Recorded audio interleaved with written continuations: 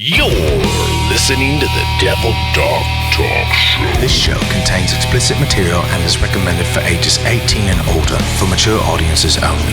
But hey, it's the internet. And it should record on both. I got both thingies.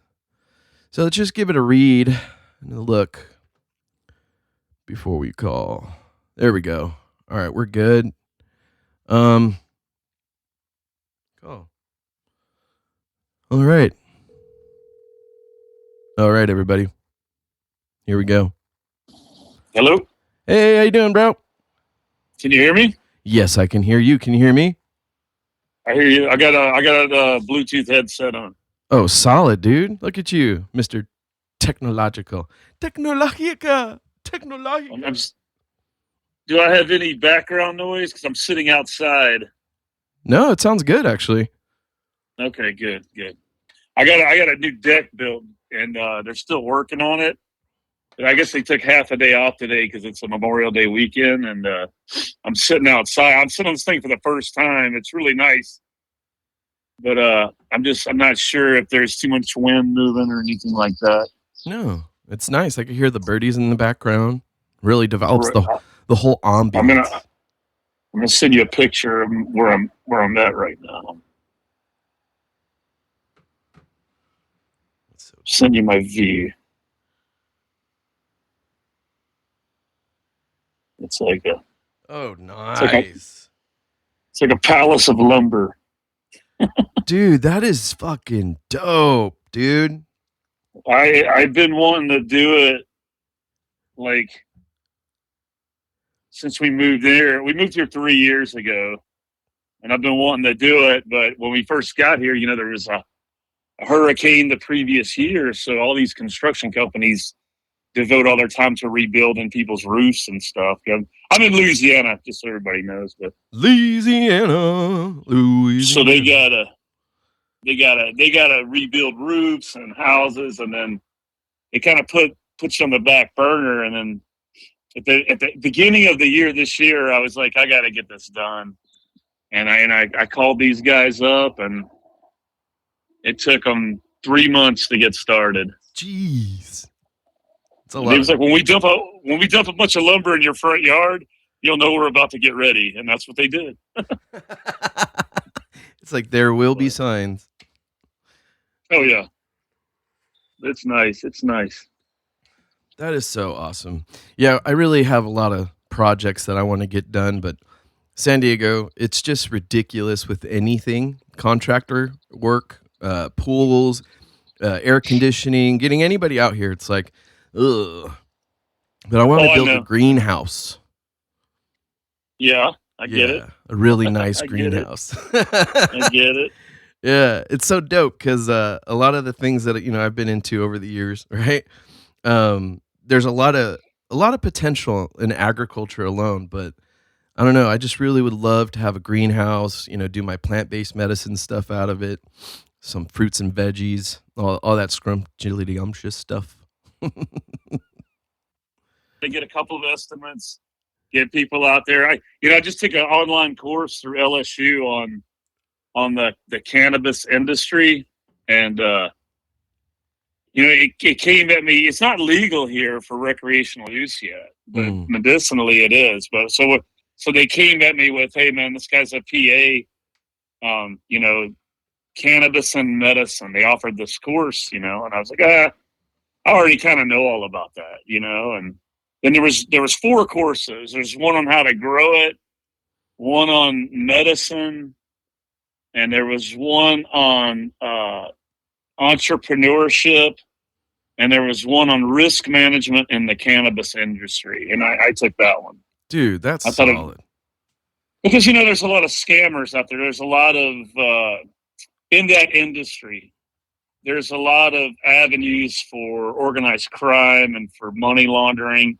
I just thought that was interesting. Man, I've been around medicine my whole life. I didn't need another course in medicine, Yeah. What are they going to tell me, man? If someone's depressed, give them sativa. If someone's anxious, get them indica. There we go. Course ended right there. everyone else is a combination of the two.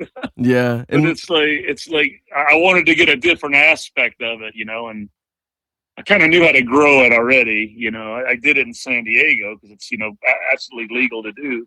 Yeah. But here, no way, no. Here, there's still a little bit of behind the times in that venue. You know what I mean? Everything else is good to go. I mean, you can order an M16 to your front door and a truckload of ammunition. That's totally legal. But if you want to smoke some weed, they're going to kick your door down. Oh, wow, dude. That's just so funny. Oh, before we get rolling, though, let me go ahead and get you introduced. Hey, everybody, this is the Devil Doc Talk Show, and you're listening to Frank, Percy, and I talking it up, chatting it up on the Devil Doc Talk Show. So, yeah, me and Frank are just going to roll back into that conversation, though. So, yeah, it's so funny because in Texas, I think they're trying to ban any, essentially, cannabis, hemp, THC product, period, even the low scale THCA stuff. And I'm like, geez, man. Wow. Yeah. Some states, I don't get it. Like, I think freedoms are freedoms, right? The Second Amendment, equally, First Amendment. The whole dynamic of what happened after the pandemic or the opiate crisis and then the pandemic, right? It's like, I think we could catch up on things a lot better. Like I did this big pitch out here in San Diego, and where I live, it's different. It's just different, right? Where there's a lot more old school, old heads, right? But everybody knows, like, hey, dude, California, San Diego, the best weed to grow is out in the mountains, right? And for some reason, the town's just up in arms against even discussing cannabis or agriculture as a whole. And it's just different out here nowadays. Like, I really, really am interested in Louisiana's medicinal programs too.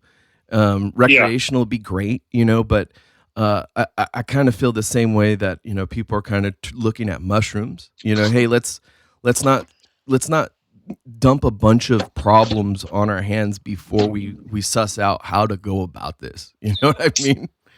Yeah, because you brought it up. I was listening to another podcast where they had the new director of the VA on there, and it was the Sean Ryan. I'll say it's a Sean Ryan show. And, Sean, nice.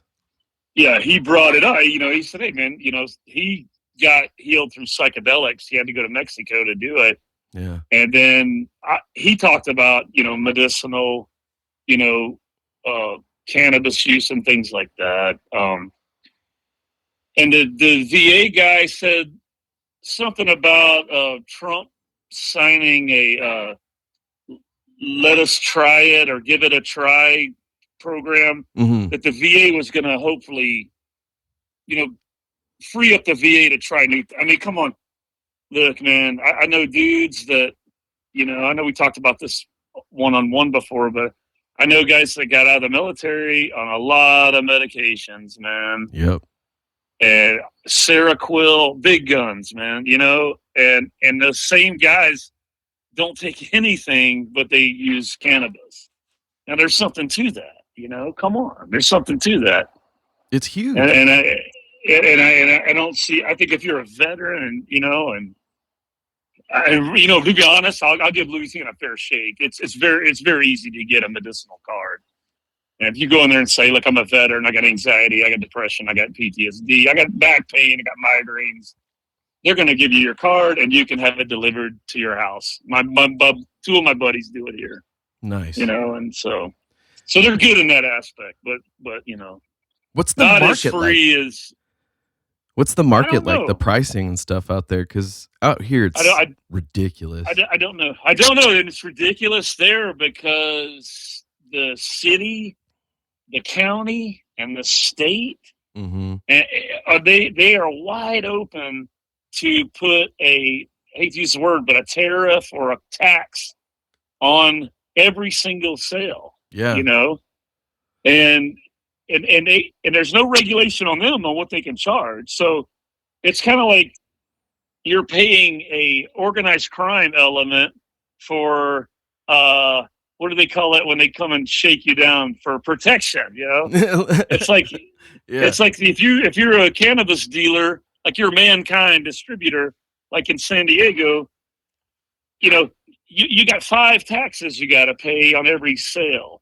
And then if someone comes in and makes a big, huge transaction, then you got to bust out a form and fill it out. And that lets them know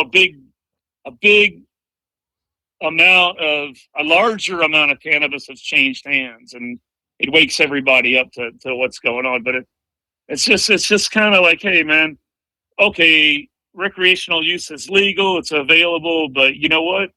You got to do what we tell you. And if we want 13%, you're going to give us 13%. And if you don't like it, well, then go sell peaches. Exactly.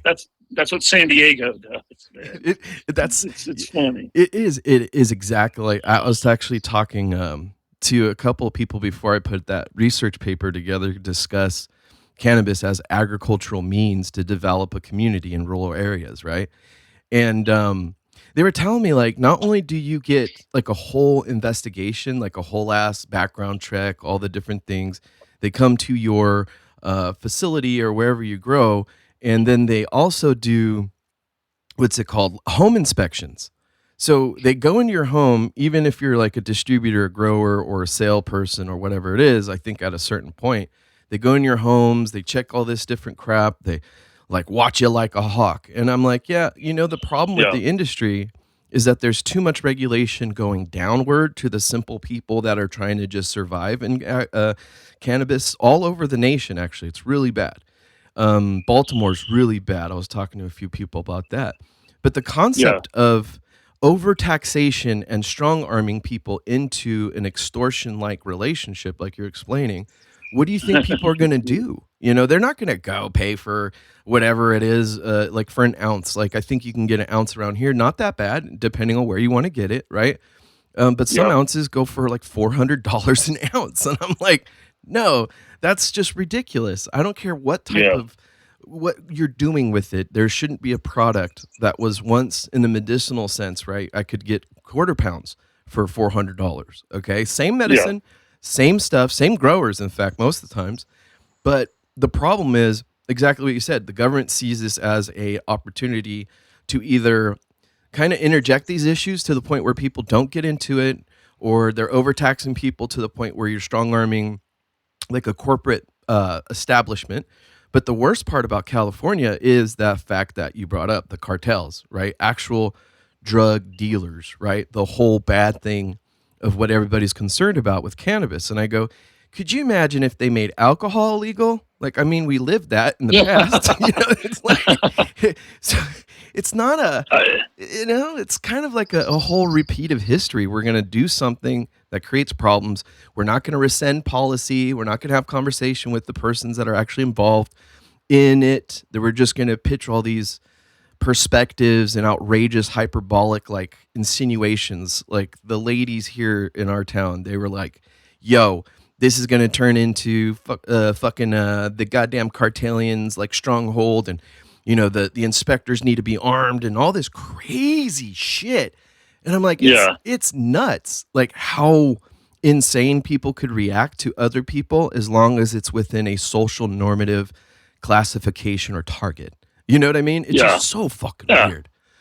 But shit, bro. As far as what I can see, nothing that they were afraid of really came out. Like, there will be junkies everywhere. So here's to me, all these arguments are delay tactics by the administration in that state. Yeah. And what I mean by delay tactics is it all boils down to money, and they're trying to figure out how they get their piece. Let's be honest, especially in this state here, Louisiana. I hate to say it, man, but the government here in this state is, man, it's corrupt. Not much has changed here in a long time, and they present the same argument that you've heard. They go, "Oh, it's a gateway drug," and I see these comments on local social media. They'll say, "Well, it's a gateway drug, and it leads to heroin and cocaine," and I'm like, my response is, if you want a gateway drug, well, we can go to 7-Eleven. I'll get you a 12-pack of gateway drug. Exactly. If that's the direction you're going, and the other one, they say, well, it leads to increase in organized crime. I think it doesn't, because it takes away their market. I don't have to drive to the bad side of town to get something. I can go right to Black Mountain Road or Miramar Road and go into a store that's legitimate with a security guard and safe. Yeah. So there's so many things that they argue about, but really, to me, it's a delay tactic. They're looking at states like Colorado and California to see how it's blossomed.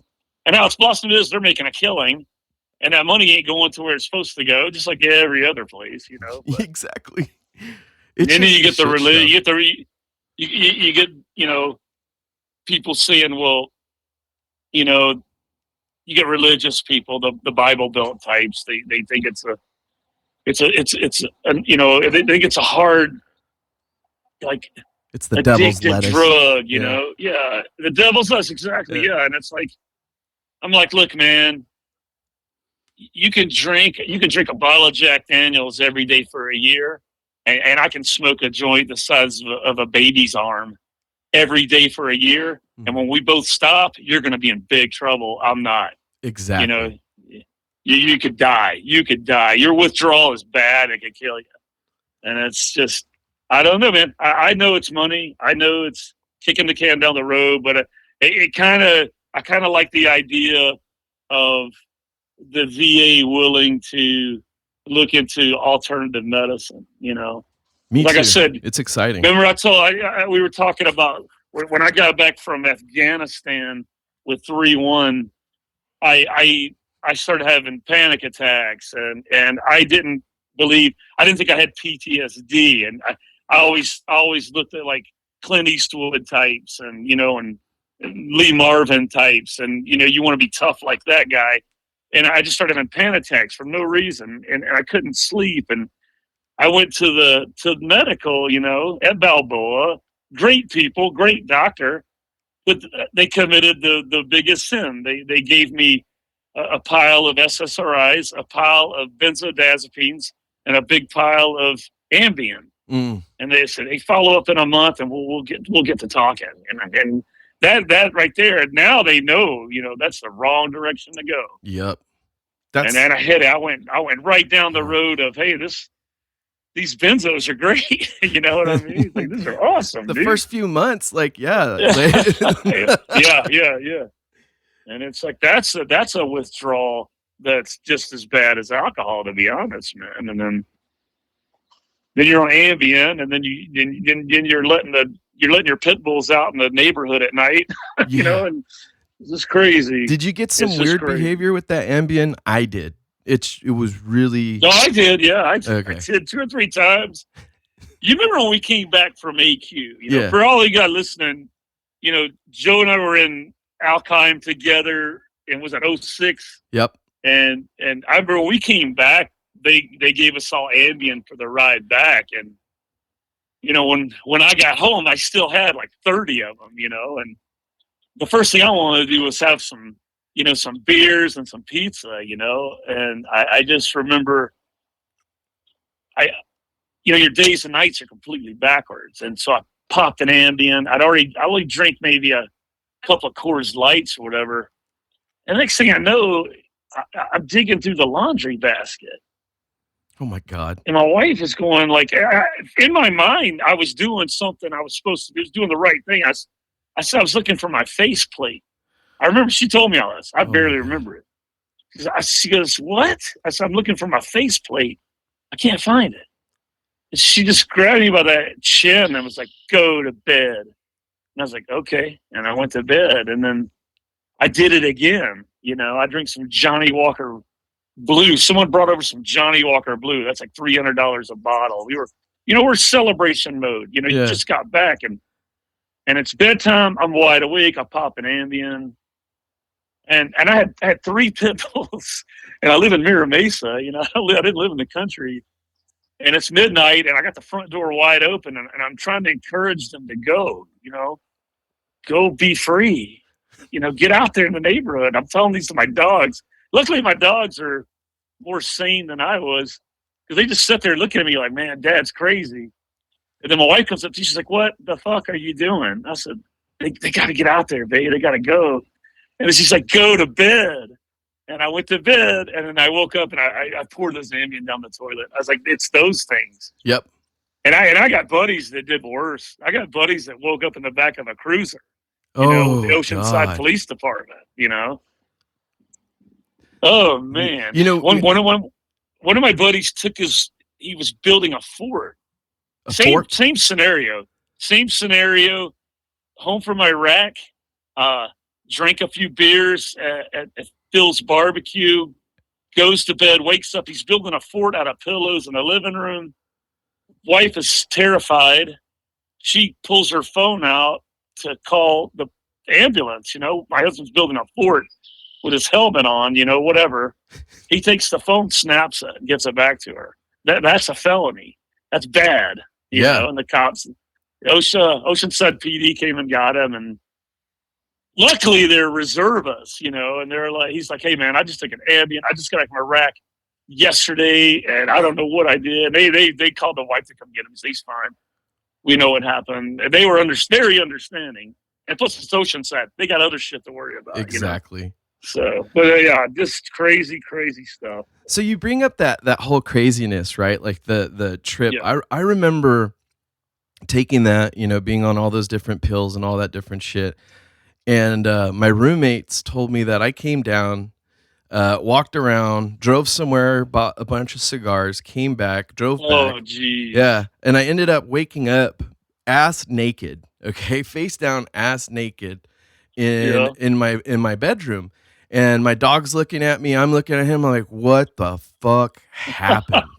Okay. Hey, not the first, I tell you that. Oh, it was horrible. So I reported it to my doctor, right? And I'm so stoked because we're starting her show. It's really going to be super fucking exciting. You'll have to be on it talking about medicine too. I told her, I was like, hey, this is what happened. And I was very brutally honest. And she goes, okay, never repeat that again. We're just going to document wacky behavior. And I was like, okay, I'll never take that shit again. But it was just such a trip because everybody was being put on these heavy antipsychotics. Like Seroquel's not a fucking soft approach. You know what I mean? No, and it wasn't the approach. They've already been on Prozac, already been on Zoloft, already been on Paxil, and now now we're getting the hardline stuff. And this guy was one of my buddies. It's like, hey man, now he's not. Now he's out. He's not in the military anymore. He went to Ramadi, good buddy of mine, and he won't leave his house. Yeah. And it's like he's Uber eating everything. And then he met a girl of all people who told him, hey man, why don't you try this? Why don't you try it? And she taught him how to smoke weed, basically.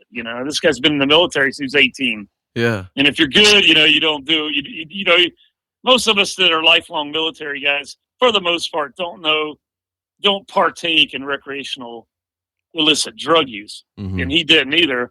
She kind of taught him how to do it. And then he weaned himself off, and just 100% turnaround, if you ask me, man. Yeah. He went from having a beard, being overweight, not leaving the house. And it's like to going to Yosemite and stuff. You know what I mean? Yeah.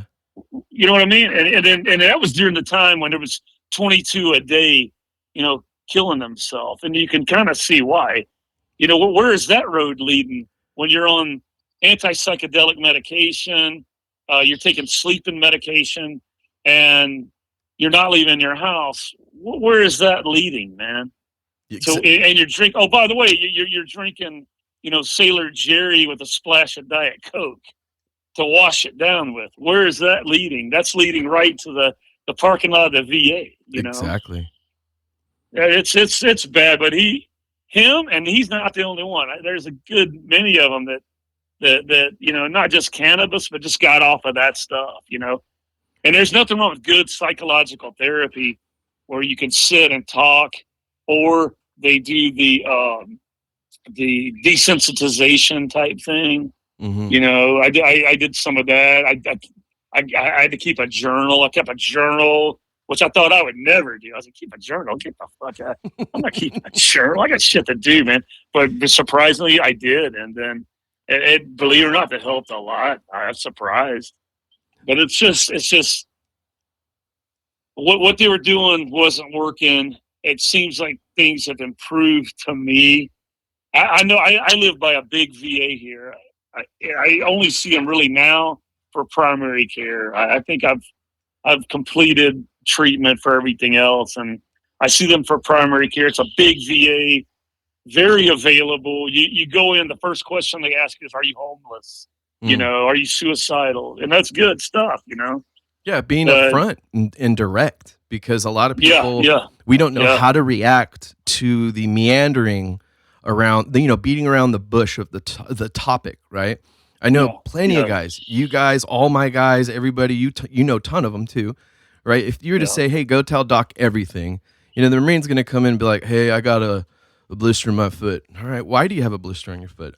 Okay, so I took Ambien last night and I went for a 3-mile run, butt naked, all the way up and down Oceanside. Okay. Yeah. All right. Now sedative. It's a sedative hypnotic, you know, and that's they probably so scary. washed it down with a bud, you know, Budweiser, and that's all it takes to mix things up. But I know when we went from Alkheim, I went back to MCRD. And in about 6 months, they said, we're putting PAs with the infantry. And they said, your name came up, you know, because there ain't a lot of PAs in the Navy. At least there wasn't back then. There was only like 150 to 200. Jesus. There's more now. The Army's got thousands.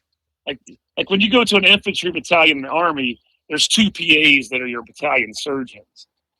And when they go deployed, they will get a TAD specialist, like an ER doc, you know, or internal medicine doc, that go. And when you get back to garrison, that MD goes back to the hospital. The Navy don't have that. The Navy has GMOs and PAs, and they just got started around the time we got back from Alkheim. And in no time, I was in 1-1. I said, yeah, I'll do it. Let me go. I'll go do it. I was still young. I was still in great shape. And then I went back in Iraq with 1-1, somewhat kinetic at the beginning. It quieted down toward the end, kicked up a bit right before we left, came back. And now I've done 2 7-month deployments within a year and a half of each other, 2 years of each other. And it was like, okay, what do I do now? And they sent me to headquarters battalion. And then it was like, okay. And then I didn't like it at all. You know, it's 33 area in Margarita, you know where it is. And you know, and I did it for a year.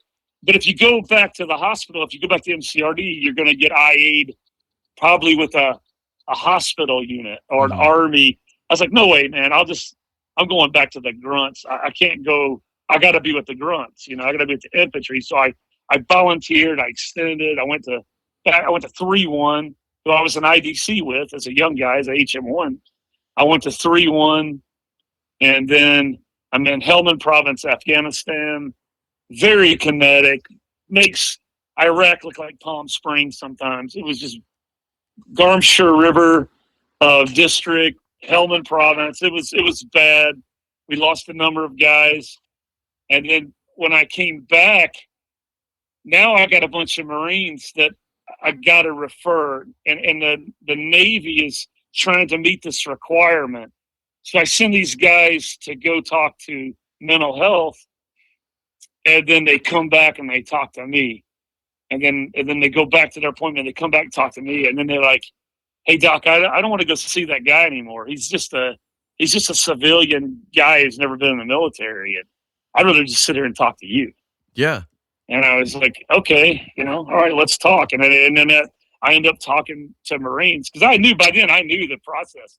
I was like, you're going to come home and you're going to be on cloud 9. You're going to have euphoria. And you're going to drink beer, eat steak, eat pizza, have sex with your wife. And then some time's going to go by, and you're going to feel like something's missing. And you're going to feel like you're looking for something. You're going to feel like everything you did before that was fun, it's not fun anymore. And you're going to be in a depression. You don't know why. The reason is because you just spent 7 months at another level, and now you're well below baseline now. Mm-hmm. You know, all of your fight or flight is turned off, you know, but sooner or later it's going to flip on by itself. And that's called a panic attack. And you're going to get those, or you're going to have a flashback and it's going to turn on. You have epinephrine and norepinephrine. It's coming out one way or another. Yeah. It's going to come out. And if you're lucky, you get both. I tell you, so expect that to happen, you know, and then I go to leave, and then my XO is like, he held up my transfer because he's like, hey, I don't want you to leave till all these guys are gone. He says, because they all want to talk to you. They don't want to go. You've been where they were. They want to talk to you. They don't want to talk to the hospital. And so he held up my transfer, you know, and I was like, you know, what the fuck? By this point, I didn't care about anything at this point, you know. Mm-hmm. I was going to be an IDC instructor. That's where I was headed to. Nice. And then you just remember you went to Strat Ops. That's where I ended up. Well, when I checked into there, I hadn't even gone to therapy myself yet. You know what I mean? I hadn't gone myself yet. I haven't been seen by nobody. I was in Clint Eastwood mode. And then my XO there is a female nurse, and she's like, I was like, how soon can I get out of the military? That's what my internal question was, is how soon can I get out of the military? Because I'm never going to go back to division again. And I'm like, I had no interest in anything. And then she says, so what are some of your goals and aspirations here at Surface Warfare Medical Institute now that you checked in? And she says, well, what kind of collateral duties do you want? You know, I'm like, I'm sorry, ma'am. My goal is to get the fuck out of here every day at 1600, and I don't want any collateral duties. I just want to punch the clock and go home, and you can write my eval any way the fuck you want. That's how I was, dude. I was just like, do I have to shave every day? Because I really don't want to do that either. You know, it was bad, man. It was bad, and then I just, you know, and then I started getting these symptoms, man. Waking up in the middle of the night. I live by Miramar, which is a fucking helicopter airport, you know. Every fucking day, right? And every day, every night. They stop at like 2300. And I couldn't sleep, and I think this is ridiculous. There's nothing wrong with me, you know. How did Dan Daly do it? You know, how did Gunnery Sergeant Basilone do it? They sucked it up. That's what I was telling myself. Yeah. You know? And then you have a panic attack on your sports bike on the 5 South going 80. That's bad. You know, that's bad. Yeah. And I was like, okay, this is a problem, man. This is a problem. I got a problem. And then I started seeing the people over in Building 5. You know what I'm talking about? I think so. Yeah. The what do you call it? Post-deployment health people. Yeah. You know? Yeah. And, I do know exactly what you're good dudes. Yeah. They had their bag of tricks that was available to them. And I went for about a year and a half before they finally said, hey, you can come back as needed now.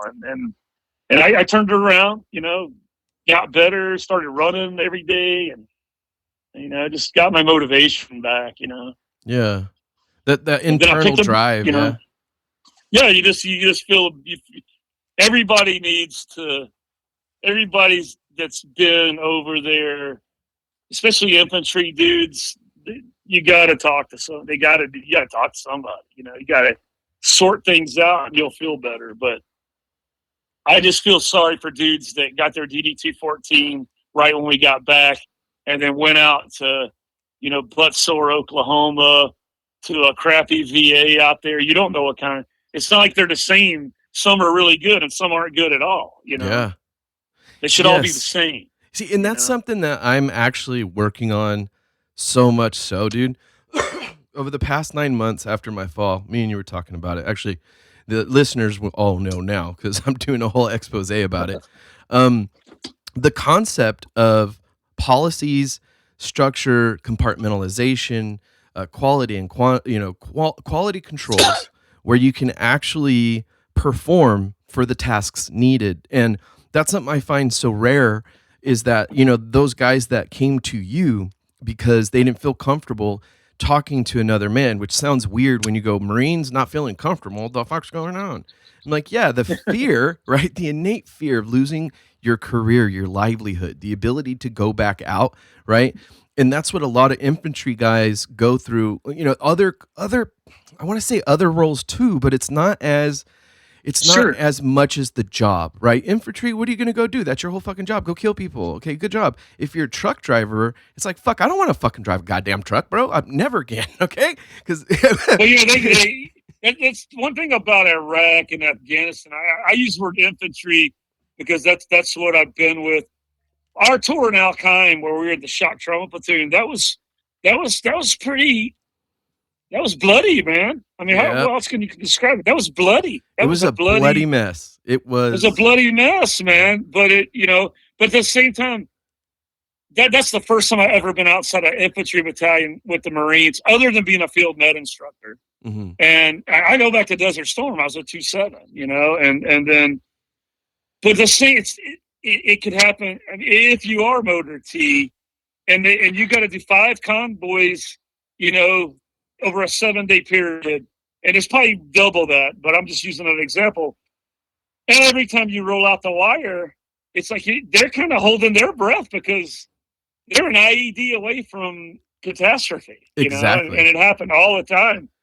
And I think you have big, huge bases like Camp Leatherneck and what is it? What's the big one? God damn, the one that got hit the other time. The one Al-Assad. Al-Assad, yes. Like Al-Assad is relatively. I just remembered that. Yeah. Because when I was in headquarters battalion, I had guys come to me on their final physical and say, I got PTSD. I'm like, why? Oh, we got attacked all the time. I said, well, where were you? I was at Al-Assad. I'm like, bro, Oceanside's more dangerous than Al-Assad. It really is. It's like. Because we were there. I went through Al-Assad 3 more times. I know we passed through there coming and going, and I know they got these alarms that go off when they get IDF, but nothing ever. I mean, I ain't downplaying anybody's experience. Yeah, I don't care if you're a cook. If you had if you had to leave your family and fly to the Middle East as a part of OIF, REF. You did great, and there's no place that was safe. But let's be honest, experiences differ. Mm-hmm. We were at Al Qaim, and we were relatively safe. But at the same time, there's a different kind of trauma, man. Yeah. And like I said to you before, I don't give a shit if you work in LA or Brooklyn or the Bronx. You ain't gonna see quadruple amputations come in, on the routine. You're not, on a every 2 days. Wake up in the middle of the night and there's, 22 Iraqi army guys that got blown. You're not gonna see that. You're not gonna see that in Houston Trauma Center. Or Chicago, even shit. Yeah, and it's like I just remember.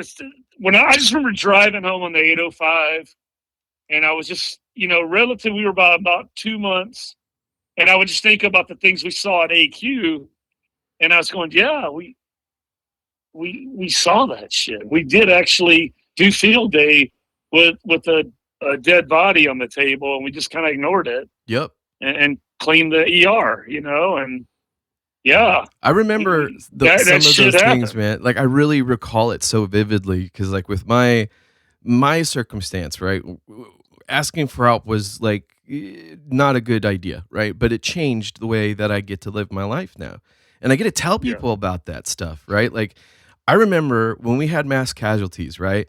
And after, we're field daying, there's bodies, right? plural and or parts, right? And we got to use as much bleach as we can without gassing ourselves, you know. And I just remember scrubbing the fucking tarp floors so much, right? And then everybody looking at each other, well, what do we do with the bloody moppy bucket, right? We got to go right out the back. There was a little drain. I fucking remember this drain to the day. I even have a night. I would have called this part nightmares, but I have vivid dreams about pouring buckets of blood into this drain. And it was right behind where we had all the ammo cans and all the shit and everything on the lower end of the back of the was it Barnhill Trauma Center is what it was called. And fucking, like, I tell my wife about it, and it's really difficult for people to understand because of the relative experiences. You know, that's kind of the important part. But even with those mass casualties that we had, you know, and that's really why I was super stoked to talk about this today with you, because I really want to get this out for Memorial Day and say, hey guys, if you're out there, you're drinking, don't pop Ambien, okay? It's not a challenge, you know. But just to simply say, hey, it's okay, you guys, we all can work through it. Like for yourself, you know, you took a big chance getting the help that you needed, right? And it changed things. Even processing those days. You know, as our trauma surgeon PA, our trauma PA, you're just the fucking guy when we were there. And I always remember the day that I picked up and I got my FMF pin, because I'm pretty sure you pinned me on either one or both of the occasions. And it was so important to me then because I was such a young guy and I'm looking up to Frank fucking the Tank Percy, you know, this IDC fucking FMF guru, now fucking PA. And we would sit and talk about, you know, medicine, not, you know, like I call it the gay shit because everybody over romanticizes warfare, I feel. But the medical stuff, it was profound, right? And that is what encouraged me to pursue, you know, my thoughts of being a PA surgeon or PA trauma or whatever, right? Or even a trauma surgeon, like actual doctor and everything. But it was very difficult to reflect back on those days. Like, when you tell people, yeah, we had mass casualties, they're like, oh, 4 or 5? Or like, no, like we would have so many casualties that day. Or if it was so bad, we would have to activate the walking blood bank. Like I remember we had to activate it at least 3 or 4 times. And, at least 3 or 4 times. Yeah. And it was fucking nuts, right? The whole work experience of medicine, you know, the delay in supplies, the you know, the gear adrift annotations like, hey, Martinez, can you go acquire this? It's like, fuck yeah. And I don't know if you remember this, but there was the army unit, the dust off kind of tucked away over there behind us. Oh, yeah. And we needed a new Zoll because the Zoll that we were using, I think it was either table 2 or table 3, kept fucking up. Yeah. And so we kind of had that whole biomed repair and delays, and even our FMF stuff. The master fucking chief wouldn't want. Nobody wanted to come out to AQ. Nobody wanted to leave Al Assad for any reason. And I'm like, hey, I don't blame you. You know, I fucking don't. But it was a very interesting train station. Like one of my favorite stories to tell about AQ is the Soul Train. And I don't know if you remember it, but the chaplain there before the Connex box the building started getting built, they had the chaplain's offices in the train. So they would do services in the train, and they called it the Soul Train. Yeah, the Soul Train. Yeah. And then eventually they built that little church there. But man, I reflect back on so many times. Like one of my favorite stories about you specifically to tell is when we were, I can't remember how many people were fucked up, but some dude got blown up. It was either fucking Iraqi police or Iraqi army. But his back got like flayed open. And me and you were running it, and I think Young was helping. You know, everybody's helping, doing everything. But me and you were the ones suturing, and I'm here like pulling, you know, meat flap here, meat flap there, and you're running the 00 silk, trying to, or it was 00, and you're trying to get the meat to get back together. And then the fucking silk popped and just sprayed you in the face. And I'm sitting there sprayed too, and I look up at you, look at me, and I go, Martinez, fucking finish the shit. And you went and go washed your face in the pump station because the little foot pump hand wash station in the back by the OR. And then all we hear is the fucking your boots slide across the tarp. It just whoop, boom, man, Ugh, all I hear is fuck it, shit, fuck. And I'm like, oh my God, is Frank okay? I it, know. it was such an experience, right? Like just the whole hands-onness of medicine. But then when we deployed, it was a very interesting time because, right, '06, we were transitioning, the units were transitioning, things were changing from a very kinetic aspect of, firefights and this and that, and it switched to IEDs. And the whole experience shifted, especially on, I believe it was June 9th or June 6th. I always forget this day, 2006, but I know it was in June. And that's when we lost those two gentlemen, Zachary Amelade and Salvador Guerrero, which Yeah. was really a really hard hitting impact because of the things that didn't go right? Like in medicine, we take advantage of corners, refrigerators, or corners, offices, picking things up and moving things there to there.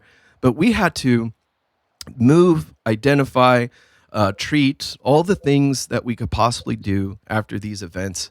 And our reefer units were going out. Me and you were kind of catching up about that, and it was Oh yeah. it was one of The those. Connex, yeah. Yeah, the Connex reefer units keep fucking going down. Yeah. Well, that was our morgue, basically. Yeah. Yes, it was our Yeah. morgue because we would have to store so many things. If it was remains, if it was full bodies, all of it. And what I remember was that this day, that day specifically, I think it was one of the IDCs that was attached with the BAS, and I can't remember who else went in there. But you Chief guys, Minor. Chief Minor. Chief Okay, Minor. there you Yeah. go. It wasn't the other guy. It was Me and Chief Minor, yeah. and you guys had to go in there and figure things out because the effect of Well, the blast was so horrible. it's like, man, that's what I was gonna. AQ is that. And when I say AQ to everybody, that's Alkheim, and that's a shock trauma. Just sort of spin it by. That's a shock trauma platoon. Okay, it's got a Marine battalion sitting there, the H&S part of it. It's got 3 helicopters, Blackhawks. They got a 150-mile radius. Every casualty, every trauma, everything within a 150-mile circle of AQ, which is on the Syrian border, comes to us, and morning, day, night, 7 days a week, you never close. And no matter how messed up somebody is, you got to deal with it.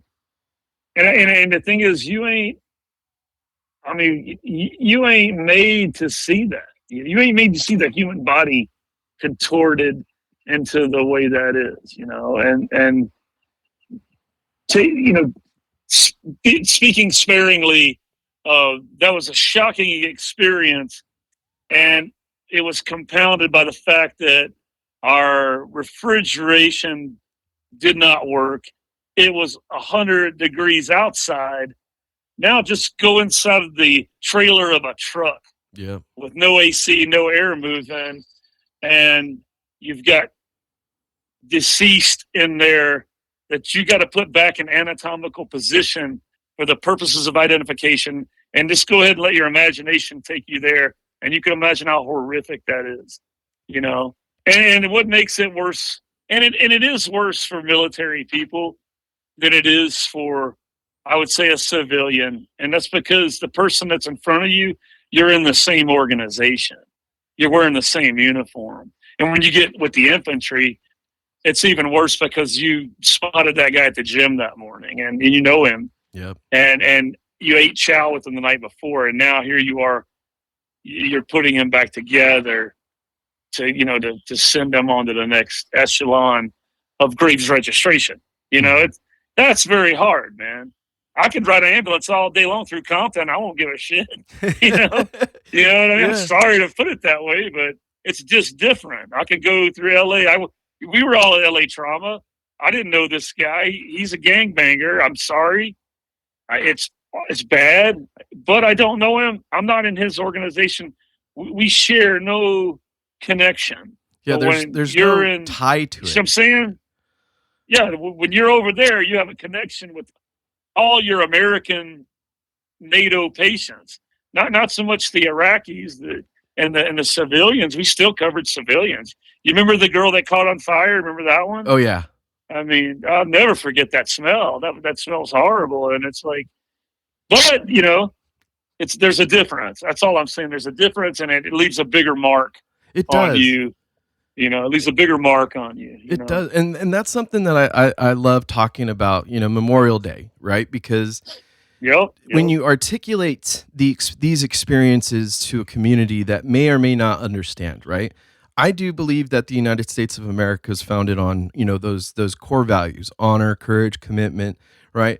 And when we do suffer a loss, I do see it affect profoundly, right? Even the ones that were, we come home and, you brought up, was it Austin, VA, where the gentleman, sadly took his own life at the parking lot or in the foyer? I can't remember.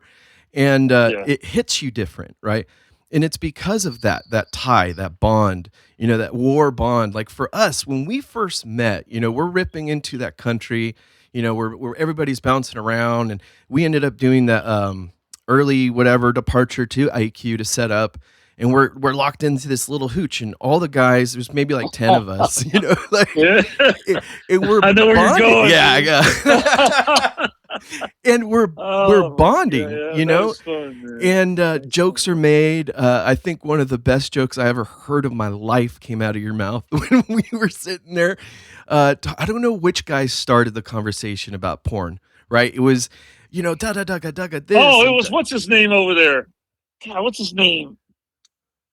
God damn, I'm Facebook friends with the guy. I'm Facebook friends with most of them, but God, what was his name? He's the one that wore the big black afro wig when he had the Ryan Roberts. Yep. That's him. He's the one. Yep. He's the one. Yeah. Yes. Oh, me and Ryan stay in touch so much, man. I fucking love that guy. That's good. Yeah. And he was talking about that, and he was talking about going, God, I shouldn't even say Bunny Ranch. Yeah, he was talking about going to Bunny Ranch. And then what's his name over there? Just flipped a lid.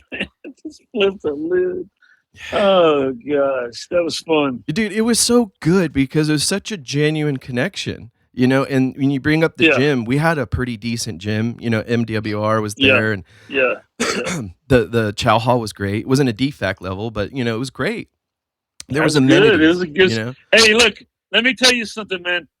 My rank went up, but my living status went down with each deployment, man.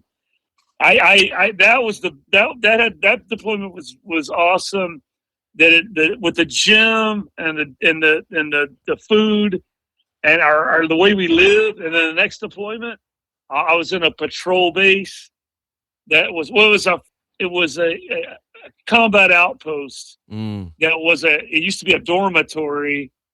It was in Sakloia, Iraq, about 45 minutes west of Fallujah, and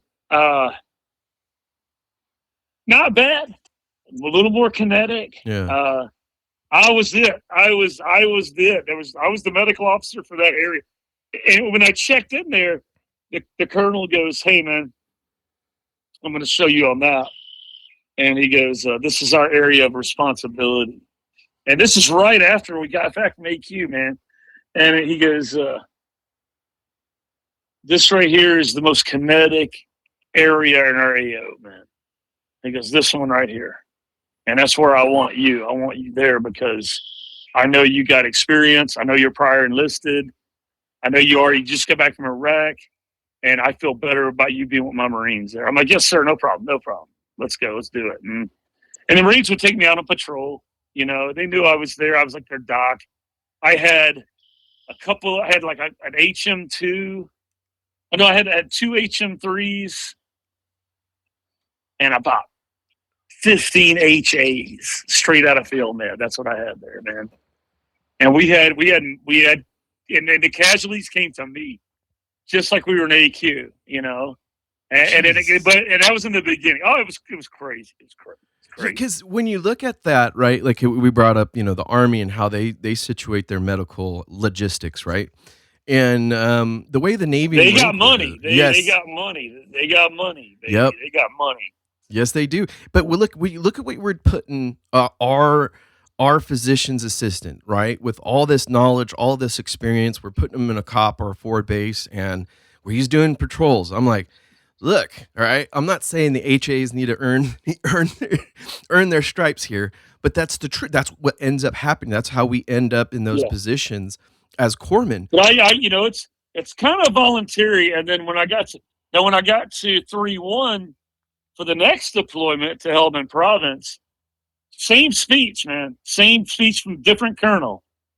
And I'm like, here, I can't believe it. My rank, I went from ensign with you. Next one, I was a Lieutenant JG. Now I'm a 03 lieutenant. And he's like, hey, man, I want to show you this map. And I started to go, let me stop you. That's the most kinetic area, right? And that's where you want me? Okay, let's go. Let's get it on. Let's go. But I didn't say that, of course, out of respect. The guy's a 3-star now, to be honest. Oh, wow. General, 3-star Ben Watson. Benjamin Watson was my battalion colonel. And he's like, this is where I want you. It's the most kinetic area. And I started to go, hey, I heard this before. No problem. Let's go. I went on advanced party. I volunteered for advanced party. But there I went on patrol. I'd go out on patrol with those guys, but it was necessity, I remember one time I went, there was 8 of us left in the patrol base. And then now we're talking the size of your house and your yard. That was our base. And there was a platoon out there in a firefight, running out of bullets, running out of batteries, running out of water. And one of the gunnies says, hey, we got to go, replenish these guys. And I'm like, where are they? They're like 2 miles away, and they're running out of shit. I said, well, let's go. There's 8 people. It's like 8 people. And I'm like, let's go, man. I'm going. Let's go. And we load up our packs really heavy, and we started to beeline it to them. And then we come up on a road, and there's an MRAP sitting there, and it's EOD. They go, you guys can't go this way. We're like, why not? We got to go. You hear the gunshots? We got to go to those guys. And then they go, you got to go this way. And that little 2-mile excursion turned into like a 9-mile fucking patrol. Fuck. With batteries, water, and bullets on my back, and MREs and shit. Each of us weighted down. And we did it. We met these guys at like a canal, and we tossed our stuff over to them. We sat in a circle, and I put a big fat dip in. And I went, hey, Gunny. He's like, what's up, Doc? I said, I just turned 40. He started laughing. I said, I just turned 40, man. And my life is supposed to be better as I get further along. And it just keeps getting worse. I'm doing the shit I did when I was 19. Yeah. This ain't right. And then we just laughed about it. And we went back. And by the time we got back to the PB Karma, he looked at his GPS. He goes, you guys ready? We're like, yeah, ready. He goes, 9.56 miles. I was like, God damn, dude, that's great. And going 9 miles, you can't, it's not like we were in open terrain. We were going through water and weeds and shit, man. It was something. I'll never forget it. But that deployment, man, very kinetic, very bad. No wag bag shitters. No shower water bottle showers for 7 months. And then that's what that was my last deployment. That was my last deployment period, Jesus. And then it's crazy. We got hit by a rocket in the patrol base. We got hit by a rocket. I thought the whole place had blown up. And then we had some guy embedded with us that was a reporter from some newspaper. And he was like, I got to get out of here. I don't want to be here no more. I want to go home. And then we got rid of him. Then we have these platoons rotating in, Yeah. And they would come in from other companies. And let's be honest, they were there to get their combat action ribbon. Mm. And now I'm the PA. I know all the corpsmen. They're all 3-1 guys. They're all 3-1. I know them. And I remember this black kid. He's an officer now. He's a line officer now. Good kid, good guy. I think he's a lieutenant now. But he was like a real smart dude. And him and his guys never been on deployment before. It's their first deployment. And we were doing the thing that you don't need this, you don't need that, you don't need that. You need this, you need this. Where's your tourniquets? Where's your battle dressings? Where's your fucking quick clot? You got IV, you got head of starch. You ready? All right, let's go. I'm ready. And these guys would leave Karma, and you could set your watch to it, because in 20 minutes, it's going to sound like Edson Range at Camp Pendleton. Fuck. And it would, and if you look at it, there's something I learned. If a firefight goes on for more than 10 minutes, someone's getting popped, man. If it goes on for more than 10 minutes, somebody's getting popped every time. And it happened over and over again, over and over again. And these guys come back that night. They come back in, and they're from another company. This is all weapons company guys. And these guys belong to like Kilo Company. And then they come in. I remember the same kid, he takes his shit off. And we already called in medevacs. We had already done what we could do from that area. And they only got to go out 100 yards to get in a firefight. It's right there. You can get on top of the building and watch it.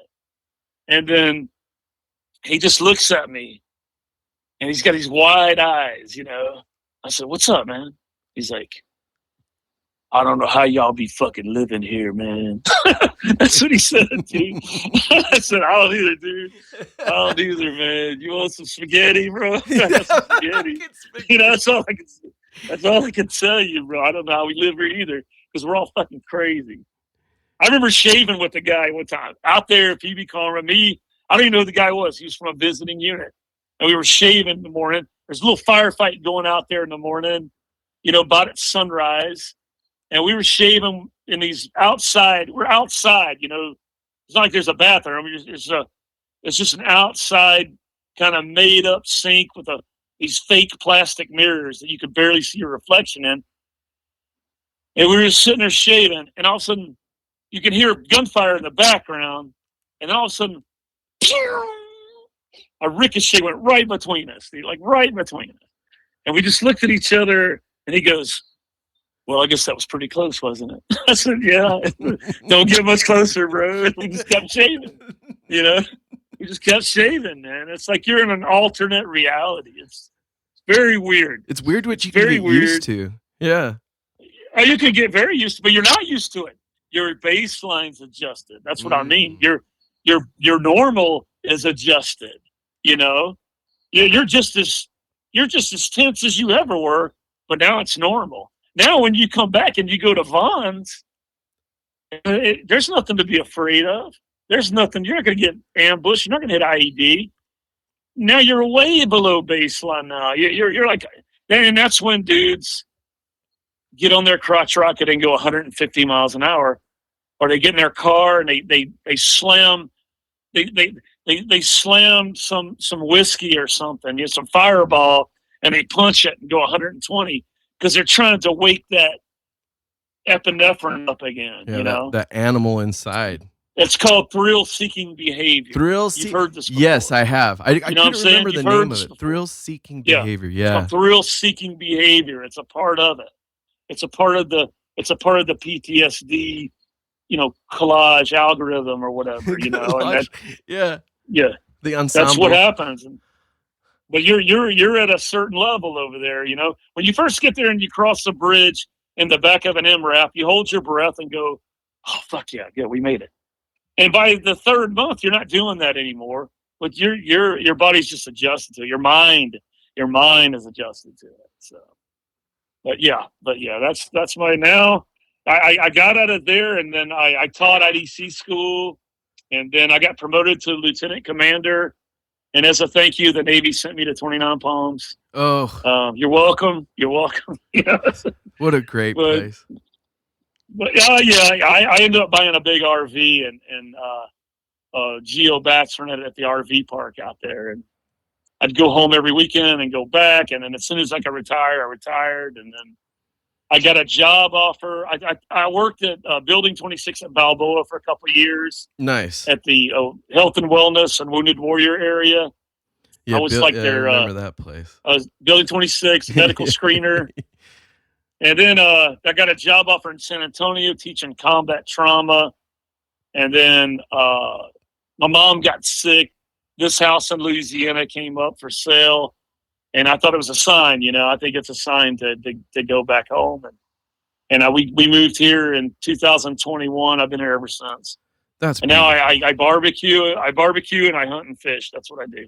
That's so and take care of my dope. dad. Yeah. Oh yeah, it's awesome. But look at that, dude. Like you've been in for so long, ever since was very young. I want to say 17. 17, that's right. Yes. And Yeah. you 17. go in as a FMF corpsman, you hit up Desert Storm. I guess you love that country, so you keep going back to the fucking Philippines. Yeah, my God, dude. Oh man. I never would have thought that. Going in, I was 17 years old. They put me at Balboa, worked in pediatrics. I went to field med, and one of my instructors was a 1-9 corpsman named H1 Mike Reed, who I think has passed away. I'm pretty sure he had to be passed away. He had a Silver Star. He had 5 Purple Hearts. Damn. He was in The Walking Dead. Oh, he was a tough motherfucker. I mean, you would say good morning to him, he'd say, "Get off my dick." That's how he was. Just a rough dude. He would do a 15-mile hump with a cigarette hanging out of his mouth. Had great war stories. They parked him there, basically. They parked him there and let him stay in the Navy as long as he wanted. I mean, he was a very, very decorated Vietnam vet. And I emulated this guy. I just emulated this guy, And then then later on, when I became a field med instructor myself, I just copied him, what he did to me. Yeah. And the way he yelled. I would yell the same shit he yelled at me. And he was just a very hard dude, but yet he would say, "Hey man, this is how you suture. And if you really want to learn how to suture right, put a poncho over you and get a red lens flashlight and practice that way, because that's how you're going to be doing it." That's how he would talk all the time, And then I went from there to 2-7 and straight to Desert Storm. And when I got to Desert Storm, we were with Task Force Grizzly, and we punched through the mine belts on foot. There was only 2 foot mobile infantry battalions in Desert Storm with the Marines, and that was 2-7 and 3-7. They were Task Force Wolf. We were Task Force Grizzly. We punched through the infantry. Through the mine belt, through the minefields, set up a breach, set up a perimeter, and then Task Force Papa Bear, Task Force Ripper came through and just took over Kuwait. That's how that went. And somewhere in there, I just kind of knew I'm going to be with the Marines the rest of my life. I can feel it. I just know it. And that's how that happened. I ended up being with them. I came back, stayed another year with 2-7, went to 3rd LAR. My battalion colonel in 3rd LAR was Lieutenant Colonel Robert Neller, who went on to become a commandant. I don't know if you remember that. He was the commandant of the Marine Corps. He went on to be the commandant. And then I went from LAR, and then they sent me to San Diego. I went to IDC school. IDC school, right back to the infantry, and went to 3-1 as an HM1. And I was their IDC with them. And then I extended with those guys. They ended up putting me in the RAF. And I was in 1st Marine Regiment. And I stayed there as long as I possibly could. And they finally said, "Well, you got to go to the Navy." And they sent me to the Navy. They sent me to the firefighting school at 32nd Street. And then I picked up Chief. And then when I picked up Chief, they let me transfer to go be a field med instructor at Camp Pendleton as their chief IDC. And I tell you, man, I couldn't wait, man. I was running 5 miles every morning just to get ready to pour liquid hell on some little HAs. You know what I'm saying, dude? I do. Oh man, that is so gnarly. Because when you talk about when you talk about the schools and the training and the experiences, and then of course you ended up back literally down the road from where you came up. It grew up literally for all the right reasons, right? I don't know, because you brought up like, why the fuck is my life getting worse as I'm going up? I'm like, it seems like I'd be wearing a white coat, holding a clipboard, saying, "I concur. I concur, doctor." That's what I thought I'd be doing, but that didn't happen. I'm a 40-year-old lieutenant with a bunch of lance corporals and a gunny resupplying. I'm like, playing spades at midnight at a patrol base, smoking a cigar with some corporals, which I did not mind at all. I was in heaven. I love it. I love it, And finally, my specialty leader, toward the end of Afghanistan deployment, he calls me, he goes, "Hey, you need to pick somewhere to go, dude. And you can't extend. You can't stay in the Blue Diamond. You need to pick somewhere to go. You've been there too long. You need to get out of there. So pick somewhere to go. Get back to me." And I said, it was Dave Holder, and he was the king of PAs at that time, And I said, "Hey, ain't there one of them billets at IDC school to teach IDCs?" And that's all I put in the email. That's all I put in the email. And he goes, "Check in no later than June 1st. That's what he said. That was it. Solid. That was it. That was my negotiation for orders. He was, it's like, check in no later than June 1st. He didn't even say you Click, got it. He's like, "Bo, you do got it. P.S. Be there." Yeah, you're. That's it. That was, you got it. I mean, that's all he would do whatever I wanted because, he liked the idea of PAs being out there, being out there, getting their boots wet, and so he helped me out. I never talked to a detailer the entire time I was an officer. I just talked to him, and he just kind of made it happen. When I went to 29 Palms, there were some other circumstances, but what they offered me was Cuba, the detention facility. They offered me Second Mardiv. They offered me Camp Lejeune, and they offered me 29 Palms. And I'll take 29 Palms. I'm about to retire. Yeah. I live in San Diego.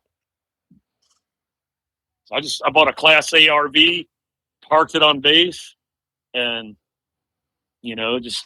I would drive home every Friday and drive back Sunday night. It's a piece of cake. That's so good awesome. people. There's good people, good corpsmen.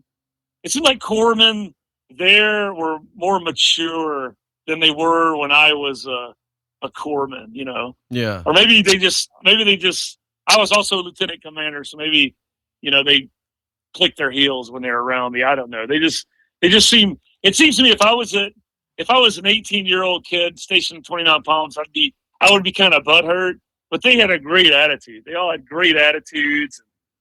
The civilian staff there, I still talk to some of them today, they were all great. I was very depressed when I got those orders, but I was like, you know what, man, at least I'm not going to 3-7. I'm going to the hospital. I'm working family practice. From the big scheme of things, that's a piece of cake, Nobody's getting shot, and I can listen to smooth jazz and do a pap smear. I mean, what's so hard about that? It's not hard, Dude, it's that not is so hard. funny. But when you think about that, like just coming down to that slow boil, a lot of guys, that's it just that body, that reaction, that thrill seeking comes up, and me and you've talked about it, and trying to compartmentalize those transitions in life, and then having the right modalities and tools and coping mechanisms and all that. It's like to know that smooth jazz while you're doing pap smears is the way to go. well, it's a easy. I think IDC school was a good step down because remember when you came out to StratOps to watch us do the trauma stuff. Yeah, that was super fucking cool. It put me in the classroom teaching academically, but it gave me an outlet to be kind of like my old field med instructor self. I could still yell at a kid, and by all means, I don't yell at students because I get some kind of thrill out of it. I'm just trying to recreate an anxious situation. Yeah. You know what I mean? Absolutely. That's all I'm trying to do. See, I remember that day very, very vividly because walking away from StratOps and, seeing the walking tower, or what do they call it? The catwalks and instructors moving and this and watching everything. That's what helped me fall even more in love with art creation, entertainment, production. And to see like that engagement, that level. Several of my bros were actually there. They were the amputees that day. And when I walked in, they're like, "What the fuck are you doing here?" I'm like, "Oh, I'm hanging out with Frank." They were like, "What the fuck?" And I'm like, "Yeah." And then so we just caught up real quick. But my favorite part of that day, well, two parts. Okay.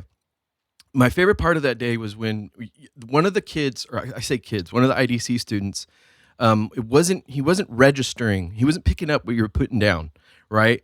And you turn and you look at me and you go, Martinez, fill him in. I'm like, all right, so you don't want to push opiates or narcotics because you just classified him as having a potential head injury. He goes, oh, and it clicked. And I was like, fuck, man, I really missed that. You know, that genuine learning experience where people are like, holy fuck, I get it now. Because if you miss these steps in actuality, this is the thing I disagree with Moulage, right? That stress levels kind of decreased in working with the live tissue lab and all that crap for a while. I can say there's that layer of urgency, right, that needs to be taught, trained, or practiced. And then the second part was the rocket. That's what the yelling's for. Yes, the yelling is perfect. That's what the yelling's for, you know? Yeah, the second part was the controlled detonation dude, or what do they call him? Pyrotechnic guy. He was fucking cool as shit. He was like, yeah, watch this. That was that guy's name was Jaime. He was he's the one that checked out all the weapons and stuff to us, simulated weapons. But I remember this girl. We had a number of amputees that would come in, and we would use our students that already graduated, but they were waiting on their orders, you know. And this girl, and by the time you got to that level, you already did your 2 months of rotations, your clinical rotations. Mm-hmm. And this one girl, she's an HM1, she's graduated already, and we're using her as a casualty. And a big girl, big chick, and she goes, "Hey, Lieutenant Percy." I said, "What's up?" She goes, "I did my rotation at Camp Pendleton." And she goes, "Everybody up there knows you." And she goes, "Everybody knows your name. They talk about you all the time. It's crazy." I said, "Well, you know, I spent a lot of my life at Camp Pendleton. You know, I don't come down here very much, but I've spent most of my career at Camp Pendleton and 29 Palms." She goes, they talk about you all the time. And then so there's a studio setup that's like enlisted berthing on a ship that's been blown up, you know. And we had this kid, he's missing his lower leg, you know. He's an actor, mm-hmm. And he looks really familiar. And then we put these people. It's dark, it's pitch dark with just a red light on. And we're waiting. I got the radio on going, we're ready? Yeah, we're ready. Hey, stand by. We're waiting on pyro. So stand by, 15 minutes, stand by. I said, all right, I'm standing by, you know, turn the radio off. And then I can't see anybody. All I see is my red hand or red light. There's 15 people in there, you know. And then I hear this kid, and he goes, "Lieutenant Percy." I went, "Yeah." He goes, I'm the amputee here, actor." I said, "Yeah." He goes, "My brother used to work with you at Headquarters Battalion. And he would come home every day and talk about you every fucking day." And all of a sudden, out of the dark, I hear that girl go, "I told you." And I said, "Who the fuck is your brother?" Well, his brother was his twin brother. Oh, shit. And he was our PMR. You know, you like a PMR? He's the guy who handles all your HIV rosters and your shot rosters. Mm-hmm. And this kid, I used to yell at this kid all the fucking time. But I remember Headquarters Battalion is a notoriously high volume of sick call, you know. And I would have every room full. I'd be going room to room, you know, from 7 till 11, doing sick call as fast as I could. And I remember one time this kid stops me in the hallway. I'm trying to go as fast as I can, you know. He's Lieutenant Percy. I said, "What's up, man?" He goes, "Hey, can you sign all these rosters?" I said, "Sure, man. Let me take. What are they?" He goes, "They're HIV rosters. I just need your signature on each one of these papers." I said, "Yeah, sure, man. No problem." And I just hit the bottom of the papers. I went, "Get the fuck out of my face with this shit. Are you kidding me?" And the papers went flying everywhere, dude. And I just went to the next room and slammed the door, you know. It's like I got time to sign 100 HIV rosters. But the kid was telling me that story. He goes, "I never forget the story he told me." He came home one day, he said, "You slapped on him." And it's like the kid was scared of me. He thought I was hilarious. He thought I was a hilarious dude, you know. And I said, "I know your brother, dude. I know your brother. I yelled at your brother every fucking day." He goes, "I know, man." He goes, he would come home every day and just laugh. He goes, like, he thought you were hilarious. And really, I'm trying to be hilarious.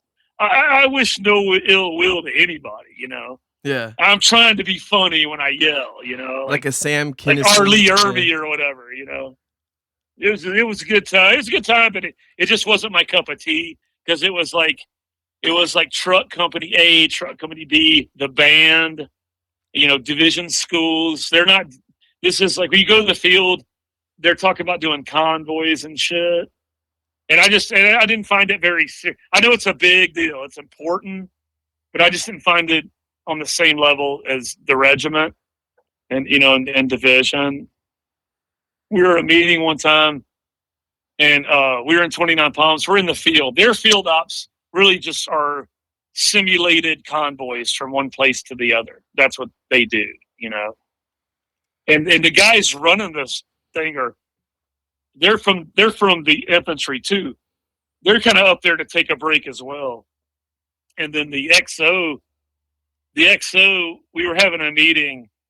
He goes, look, man, if comm doesn't work, all right, I know this is cheating, but does everybody have my cell phone number? Just in case comm goes, comm's always a problem, always a fucking problem. He goes, does everyone have my cell phone number? I said, yeah, I got your cell phone number. I wrote it in all the porta-johns. And then everybody laughed, and it was funny. You can't do that in an infantry unit. You can't do that in 1-1. You can't do that in 3-1. But so it was a little more laid back there. Yeah. Just in the big scheme. It wasn't my cup of tea, but that's where I knew this kid. And then this kid's brother was a corpsman too. And the way he got amputated, I think he stepped on a IED or some small IED. I can't remember. He popped his foot. They wanted to do a partial amputation of his foot, and they tried to save it. He got infected. They ended up having to amputate him at mid-tib fib. And but that was his twin. That was his twin brother, And it was just so funny because that girl was in the dark somewhere, and she had just told me that everybody talks about me at Pendleton. But then when that guy said that, he goes, "My brother talked about you every fucking day." And then I just hear this voice in the dark go, "I told you." But it was just a good time. But that was a good transition. And then you kind of then you're kind of dusting off the dirt off your boots, and then you get orders to family practice. And half your staff is civilians, so you can't yell "what the fuck" every 5 minutes. You know what I mean? Yeah, that's such a culture shock too. Is like that working with different types. Well, when I first got there, I had a couple of tattoos. I have like a blue diamond tattoo, and I had like a 3-1 tattoo. And I get there, and it's a sergeant major. I just got there, and he's got this big kid with him. He's 14, and the kid he needs a football physical. And I'm like, all right, no problem, man. And I said, his dad's a first sergeant, or no, he's a sergeant. He's a sergeant major because he was in uniform. He goes, look at you, Doc, man. I love this shit. And I said, what? He's got your tattoos. You look like a Marine. I said, well, the long story, Sergeant Major. I said, but I've been with the Marines my whole life. I started out here in 29 Palms. I was at 2-7. I've been here forever. Take a deep breath, kid. He takes a deep breath. I said, blow it out. Let me look in your ears. And I start putting on one glove, and I look at the kid. I go, okay, man, drop your shit. And I said it just like that, drop your shit, drop your pants, Because I got to do the hernia thing. You got to do the hernia test, And the sergeant major starts laughing. And he's like, I love it, man. I love it. I'm like, what? He goes, you just told him to drop his shit. I said, oh, my God. Sergeant major, I said, I'm sorry, man. I said, I'm sorry. I'm not used to this. I'm not used to being here. I've never been in a fucking hospital like this. He goes, hey, it's cool, man. It's fine. It's cool. You're talking to him like he's a Lance Corporal. It's fine. I love it. He goes, kid, pull your pants down. He goes, don't worry, Doc. He's hung like a light switch. Oh, my God. He said that about his kid. He goes, don't worry, Doc. He's hung like a light switch. Oh, dude. Poor kid, dude. And the kid was huge. The kid probably plays for the Chargers now, But that was a good time. I kind of had to check myself, Yeah. But by the time I stayed there, I was there for about 2 years, and I dropped papers, and then that was that. But so then sold the RV. Yeah, sold the RV. And then that's it, man.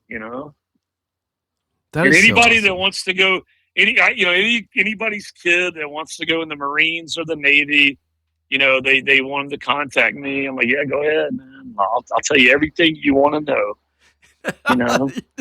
See, that's I'll tell the you anything you beautiful want thing, to know. man.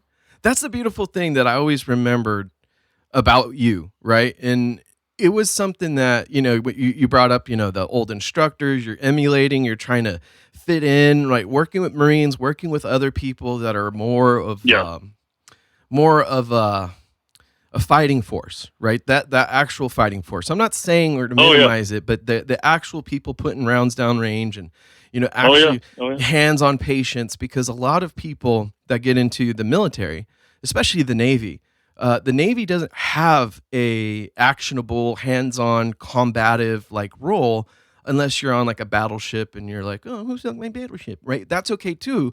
But the ones that are usually, it's the SF guys in the Navy. They don't know the interesting thing about corpsmen is because you could really weasel into just about any area in naval medicine and start learning. And that was something that I really loved picking your brain about during the deployment. Like, how do I get better at this? How do I learn more on that? How do I practice this? Hey, use the dead bodies as a crike practice. Oh, okay. Yeah. All right. Been done. Oh, yeah. Been done. Yeah. Been done. And that's the thing is where when I left when I left Al Qaim, right, we came back 22 area, boom, before I even know it, I'm back in the fucking ward, 5 fucking north and NMCSD, right? Oh, it was great, horrible at the same time. I love my patients. I hated the politics of that command, man. And at the end of it, working with a lot of other people, Captain Alshire, in fact, actually was working with me. I worked with him for a little bit down there at the Vivarium on a couple of pig shunt studies, shunt labs, the whole reconnecting the arterial lines and the venous lines and everything. And it was insane because I got to put hands on patients and do things that I would never have ever imagined being able to do, period. And then, of course, I went to gay-ass laboratory tech school, okay? Why? Because everybody, including yourself, recommended if you can't go right away, do this school because then you'll be prepared for PA, doctor, ... And if you can get through lab, this is what everybody used to tell me, I'm pretty sure you too, if you can get through lab, you can get through the school. And I was like, fuck yeah. Well, yeah, I can tell you this. That's why I told you that, because, right, PA school, if you can get into med school, you're going to graduate. You got to fight tooth and nail to not graduate. You go to PA school, they go look to the right, look to the left. One of you ain't going to be here in 2 weeks. That's what they tell you. But all the people who in the first 6 weeks, they're trying to flunk you out. They're trying to, and they're using chemistry to do it, and physiology. But physiology is chemistry. And the people that were advanced lab techs and lab techs, it was like water off a duck's back, man. They didn't even study. They were relaxed. I was like, you know what? That's a good angle. Good angle. That's why I told you that. If you want to move on in medicine, there's a hierarchy. You can be a nurse. Nothing wrong with being a nurse. But when you cross the line into diagnosing people, like nurse practitioner, PA, doctor, there is a hurdle you got to get over, and that hurdle is biochemistry, and they're going to hold you to it. But if you're a lab tech, you get more than you think. Yeah. And it's good. But that's what I meant by that. The training was just remarkable. Like the school, the schoolhouse down in San Diego, the lab tech school, when it was there, it was just as rough. It was one of the highest fail rate besides cardiovascular tech, I think, at the time. Probably. Yeah. So I think it was PA school, cardiovascular tech, and lab tech were the hardest schools to get through at that time. I mean, a bunch of my dudes that I deployed with, dudes I grew up with in the Navy, going to and from fucking Camp Lejeune and shit, we all kind of came in right there at this fucking lab tech school. And one of the best memories that I have of it was me and my bro Renfro. The t-shirt people, everybody wants a class shirt. And everybody's like, okay, draw, what you think would be good for our class. And everybody's like, yes, like we're gonna be all hardcore, and we're gonna get like a lance and a rifles and a this. And then me and my bro Remper just like looking at each other like, that's fucking gay. Like, what do you mean? None of us, like, no, this is lab tech school. So me and him drew out Grimace, the purple dude, like a Grimace person from McDonald's, right? And Right. he's taking a piss in a stall, and the Hamburglar's running away from him with this urine sample. And we did colored. It was a purple color Grimace in a bright green T-shirt, like just bright, vivid neon green. Everybody it wanted our shirts. Like we couldn't keep them for ourselves because all the instructors wanted them. All the other classes wanted them too, like the actual instructors that were there at the command. And we would go on these, I don't know what they call them, team building runs, because you're not really running, you're like trotting. Moto run. There you go, moto run. And we would wear our run. shirts, and I'm like, yeah, and it also works as a reflective belt. Loved it. Everybody loved that shit because I found it hilarious, right? That people were taking this shit so fucking serious. I couldn't help it. I'm like, dude, that's not what this is. This is, it's a George Washington University program. Okay, let's live in that moment. Take our battle hats off. And a lot of the guys that were deployed FMF, there were so many FMF guys with us that when orders came up, I remember all of us had these flighty dreams, like we're going to go to Egypt. It's a research thing, but there's a place in Brazil. All this. Oh yeah, we can get because they told us, hey, whatever you dream of, you can get. And we're like, yeah. And then so the class comes up to the orders period, and I remember fucking HM2 Brian Wilson comes in, peeks his head, and says, Martinez. I was a squad leader, right? And he goes, Martinez, come here real quick. I need to talk to you. I was like, okay. He goes, hey, we just did the orders things a couple weeks ago. And I go, yeah. He goes, hey, I need you to get a list of the names of all the FMF guys. And I'm like, okay, is it bad? He goes, yeah, it's really bad. I go, fuck, okay. So I go back in there and I tell everybody, the group of guys, I was like, hey, if you don't want to give me your name, I'm just going to look the other way, but they're going to find out.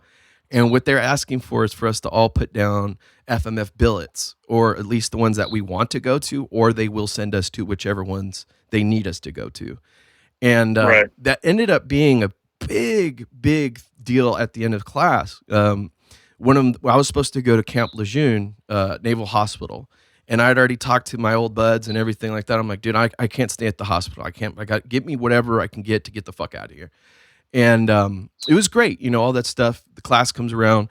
The detailer goes, hey, Solano can't fucking take this billet in El Centro because it's an FMF billet.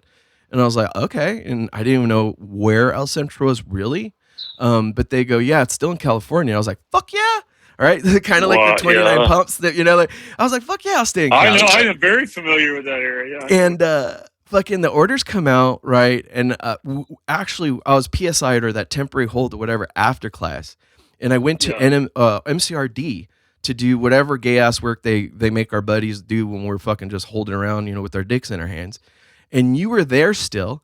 And I remember walking by your office and you go, no fucking way. I go, no fucking way. And we ended up talking, like me, you. Me, you, and a group of the guys. I was the MRP medical officer. There you go. They put me in. That's when we got back. They put me to where MRP is. Medical like rehab platoon. It's for guys that got set back, but they're too messed up to go on. And you got to see the same people every day. Anyway, but yeah, I remember that. Yeah, it was such a trip because then I go out to El Centro, right? And it is just nothing. Like people go, oh, like they didn't have much. Yeah. I'm like, no. It had nothing. The clinic had nothing. The base had nothing. There really wasn't anything because we were still attached to NMCSD for some reason. Instead of being an actual command element, we were still whatever that long distance cousin. You know what I mean? You're a satellite command. Yes, satellite command. And when I stepped in the room of that office, there was nothing on the walls. It was completely dirty, like what the fuck happened?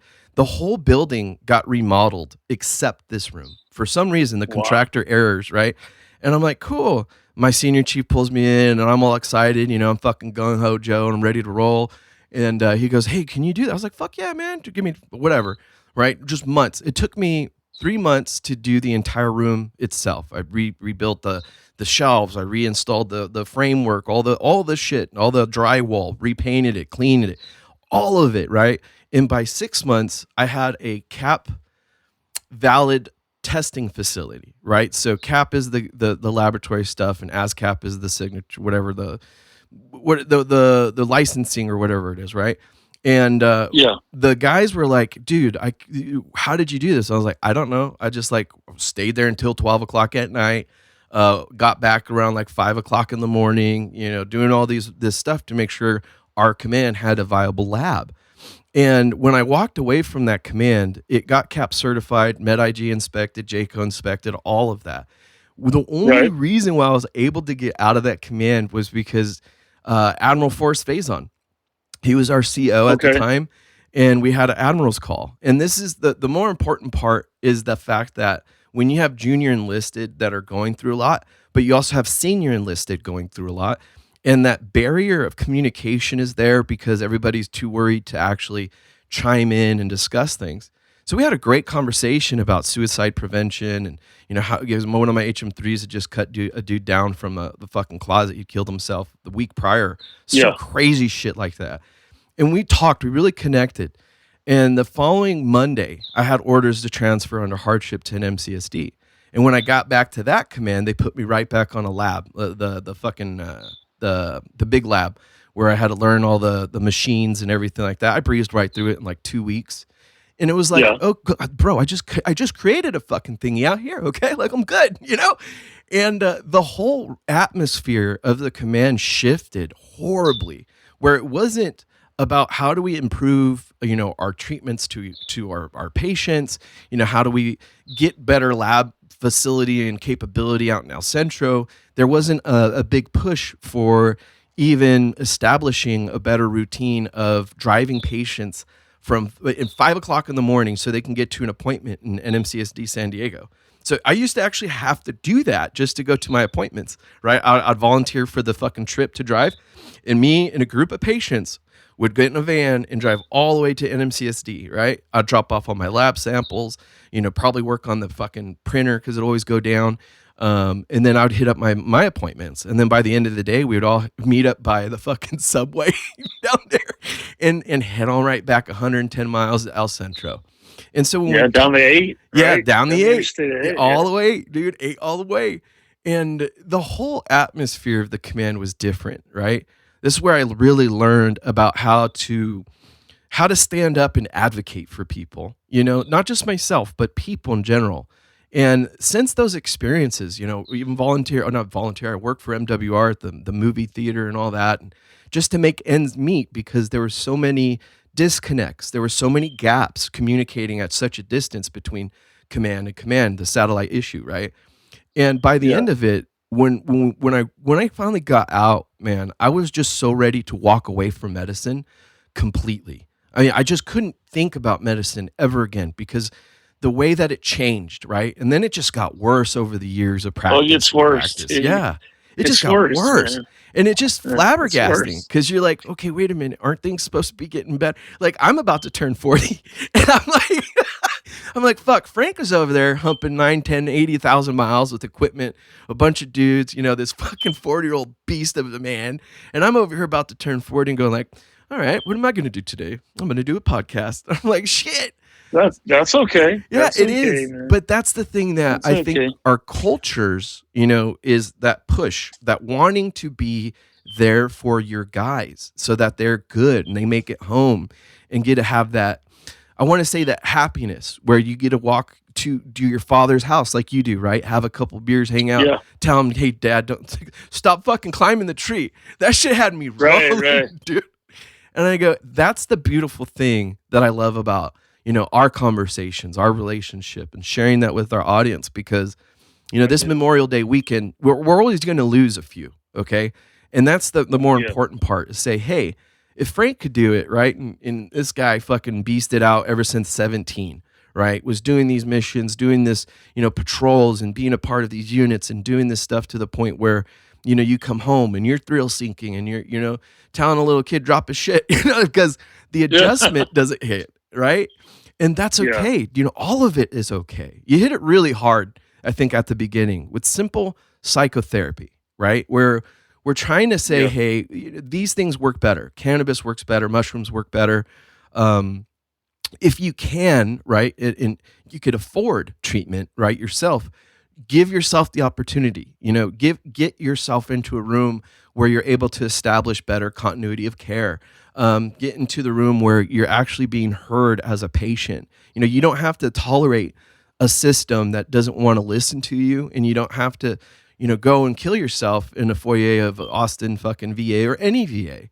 Because when you look at our culture, our community, we're really at that point where we get to tell more stories like this, you know, success where, hey man, you know, this is what I did. This is what I do. This is how I make it from day to day. This is my choices. This was my experiences, beautiful fucking experiences, right?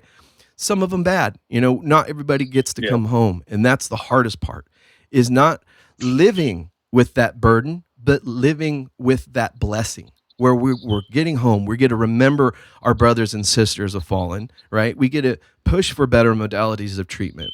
And you know, being in medicine for so long and having these conversations about the next phases of even any kind of medicine or modality, but of course, hearing that it's cannabis, it makes my heart blush. I'm like, yes, you know, because it's good. Yeah, it's just beautiful. I get what you're saying. I mean, I did. That's an avenue for recovery, for PTSD and depression. You know, man, somebody kills herself, they're depressed, man, and they're at their wits' end. And we need to look at the way they were doing it. It was not working. And if you don't have access to care, nothing's going to work. You know what I mean?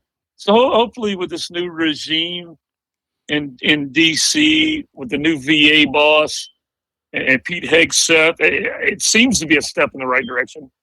They seem to care. They seem to be interested in talking to people like Sean Ryan and talking about alternative medicine, you know, the right to try, they call it. But yeah, I look back at my whole career. I have no regrets, man. People like here, they like to ask you, do you wish you were still back there, you know, and do you miss it? And I've walked down the highway here with my shotgun, you know, coming out of the woods from hunting, and I'll see a Fort Polk 7-ton drive by, and I'll say, I'm glad I'm not in that fucking thing, you know. let it go where it's got to go. I don't want to be in it. Yeah. Because I'm fulfilled, man. When I look in the mirror in the morning, I'm fulfilled. I don't say, God, I wish I could have did more. I wish I could have went outside the wire one more time. I just don't say that, you know. It's like there's dudes that are my age in Afghanistan, my position, and never did shit. And I was embedded with my Marines. I loved it. And now that part of my life, that chapter's closed. And I spent 2 years working at Balboa, helping people recover in that venue. In that area of medicine, of helping the Wounded Warrior Battalion, helping health and wellness. And then when that was over, and then now being back, you're right, though. Yeah, I'm back where I started. I go down this road 100 yards and I go back 30 years in time, you know, and it's really cool. I like it, you know, and I got this new deck. I got me some new fishing poles. That's it. That's all I need. See, that's something that I love to share with the listeners, right? Is you have all this profound experience and you're right back at the beginning. You're focusing on you. You're doing the things that you love. You're fulfilled. One of my favorite things to do is hop online and see Frank Cook. I'm not going to lie. Like I tell my wife all the time, like, hey, we got to make ourselves out to Louisiana. I don't care how or who or when, but I got to try. Because we used to barbecue in Al Qaim. I don't know if you remember that. We used to go out in on the volleyball field. We got the steaks, the prime rib. We did prime rib one time. I remember that. Dude, it came in a plastic bag. I remember that. Yeah. But no, yeah. I did the same thing in Iraq and in Afghanistan. You know, and look here, man. I'll tell you right now. in Afghanistan, look, the best MRE is spaghetti with meat sauce with a cheese packet, and that's and I think a Tabasco. That's the best MRE. Okay, so then you have a T-Rat. A T-Rat serves about 30 guys, and that's about how many guys we. So the T-Rat comes in a big box. It's spaghetti with meat sauce, just like the MRE.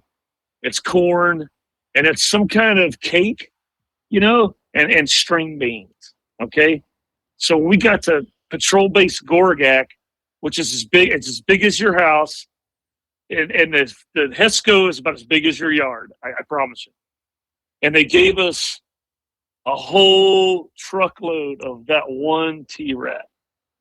And at first, it was like, this is the best MRE. It's the best T-Rat you can get. You heat it up. And I would, the officers, the higher ranking people serve the younger guys. That's how he did it. That's how he did it. And it was like by day 35 of eating that same T-Rat. For whatever reason, they gave us the same one. They gave us a 6-month supply of the same thing. You can't hold that to your mouth without going, I can't eat this anymore. Yeah. Well, and it was like, what do we do? And I'm like, I tell you what we do, man. We go rat fuck that box over there because we got like Lipton cup of soups, we got ramen noodles and all kind of stuff from the civilian population. Even like cans of tomato paste. They would be care packages, and the Marines would take all that and just dump it in a big, huge box and say, "Hey, go. That's the rat fuck box. If you want some spam or something, go dig in that box, and you can have it." I said, go to that rat fuck box. Go get one of them Afghani kids to go get us some chickens. And that's where it all started, dude. Fuck yeah. And they come back with 4 live chickens. And it's like, we're fixing to get some rice. Dig in that box and get us a bag of Mahatma rice. And Frank the Tank began his cooking career right there, dude. We cooked those chickens. We cooked rice. We rat fucked the spaghetti sauce. We rat fucked bouillon cubes out of there. Boiled water, made a paste. Then that went on to goat. That went on to lamb. That went on to sheep. It just went on. And then every now and then the Marine Corps would drop off a big old huge case of frozen steaks. And I would cook. I have pictures, bro. Fuck. But when it got to like the lamb and the goat, well, luckily the interpreters, they were Afghani, but they were from America. These are Class A interpreters who could hold top secret information. But they would translate with the locals, and they would whip up some kind of paste. That's what they like to do. And then you soak that lamb in that paste, which is really turmeric, cumin, garlic, salt, pepper, oil, some type of oil, and then you slap that on the grill, or you boil the whole thing in oil. And they would make these big tortillas, these big giant tortillas that are as big as a towel. And for like $5, they'll bring you 150 of them hot. And I was like, fuck, this is fun, And I remember we fed the Marines, and First Sergeant Backlazar, he goes, Doc, you hear that? I said, no, I don't hear nothing. He goes, that's right, because they love it. They're not talking, they're just eating. It's because they love it. I was like, fuck yeah, dude. We fist bump each other and shit. But I just, after that, when I got back, I said, that's going to be my hobby, man. And like I told you the other day, I've been through 3 smokers. And I'm not talking about been through 3 smokers. I rusted them out, burnt the bottoms out of them. Oh, smoking meat, smoking brisket, smoking meat. This contractor here, good guy, he came up to me and he goes, the guy's doing my deck. He goes, I want to ask you a question. I was like, yeah, what's up? He goes, Memorial Day. He goes, would it be disrespectful if we worked on Memorial Day to you? And I said, no, man, you guys go ahead. I'll probably be at my dad's house anyway. He goes, okay, next question. Do you care if I cook for my guys? And I said, no, man, go ahead. He goes, I'm talking about bringing out a barbecue grill and let me cook for my guys. And I said, fuck no, man, go ahead. All you, man, do whatever you want. My house is your house. And then my wife goes, oh, you should throw something in the smoker for him. You should cook a brisket for him or something. I said, Loren, I was like, that's his guys, dude. He won't let him do it. He's their boss. Yeah. Because then I'll be stepping on him if I did that, So I'll just go to my dad's. I'll celebrate at my dad's house anyway. We do a bunch of homemade hamburgers and shit. And my dad he's 84, but he's not afraid of the Michelob Ultras. Nice. you know, he's not afraid of the Michelob Ultras. Oh man, but it's a good time. And I thank you for having me on your show on this weekend. This Memorial Day weekend. I really, it's an honor. Honestly, I appreciate it. It's something that I've been really kind of wanting to do, and I thought that this would be one of the best times to have these kind of conversations, share it with our audience, talking about the actual opportunities. It may not fix things, okay? We may not ever be able to fix it for ourselves, but what we can do is get it better for the next generation, right? The next guys are going to be serving, the next girls are going to be serving. That's something me and Forrest were talking about, setting up his show, is that next layer of warfare. It's not going to be a bunch of dudes in pajamas and flip-flops. Don't get me wrong, okay? Dudes in pajamas and flip-flops, adversary. Yeah. But we're talking about state level, actual infantries and mechanized units and aircraft, drones. Drones. We're talking about just numbers that we haven't seen it.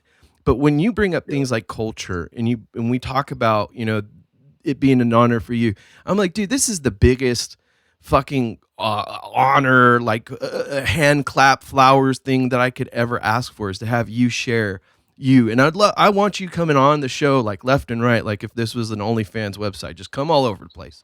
And the reasons why is because the world needs to know that gentlemen like yourself that have been serving this country since 17, okay? You've gone through the things that we talk about, the news talks about, Sean Ryan talks about, right? Me and him are friends, all that stuff. But I try to say, hey guys, talk about this, the culture, talk about the life, talk about the truth, not just these buzzwords, not just this concept. And Doug is a great guy. Hopefully he does, pull his head out of his rear end and answer a few emails, right? But what I can say is, hopefully they represent the truth of what the veteran community is, right? We're not here to ask for much. We're not saying, hey, we even need this, right? Look at yourself. You get that T-Rats. Yeah, that was a great one. But hey, can we get some fucking like actual food? All right, but you learn how to serve and protect and give to your men, right? That was the most beautiful thing you could have said, is that the higher ranks, they were serving the lower guys, right? Why? Because absolutely, yeah. That's genuine leadership. I remember that so vividly when we would do our cookouts out in Al Qaim, right? That everybody was there. All the officers were there. All the junior enlisted, multiple of the BAS guys would come through, right? And even the Army dust-off dudes, even the EOD guys would come up and fucking chill. And then all the other buddies that are on the base, right? Because it was a very intriguing base, Al Qaim. I'll tell you what. Me and my wife, on a quick tangent, me and my wife were watching that old movie, The Men Who Stare at Goats, a few weeks ago.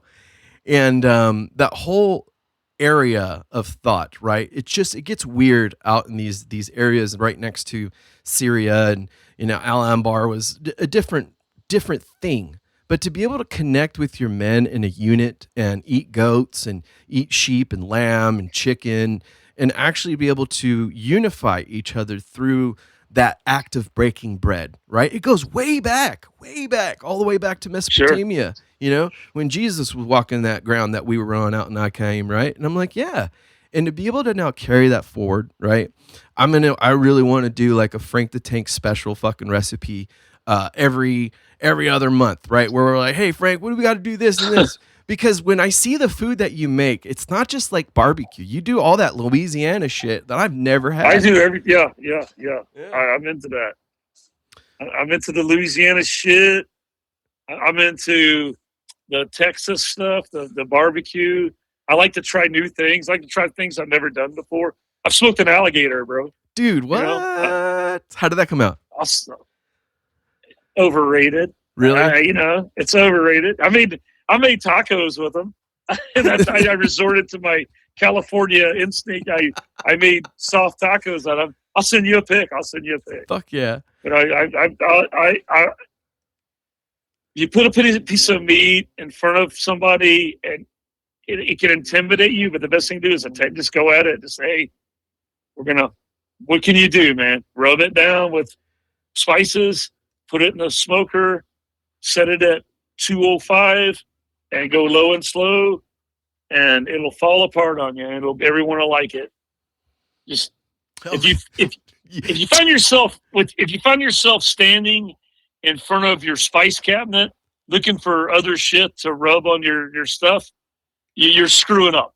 Close it, go back to what you were doing, and put it in the smoker. But yeah, I had this dream about kind of getting my food truck going, you know. But man, everybody does that. Everybody. There's a lot of them even here, you know. But I know my daughter graduated from the University of Colorado, and she lived in Denver, and we were still in San Diego, and they flew out to visit for a little bit, you know.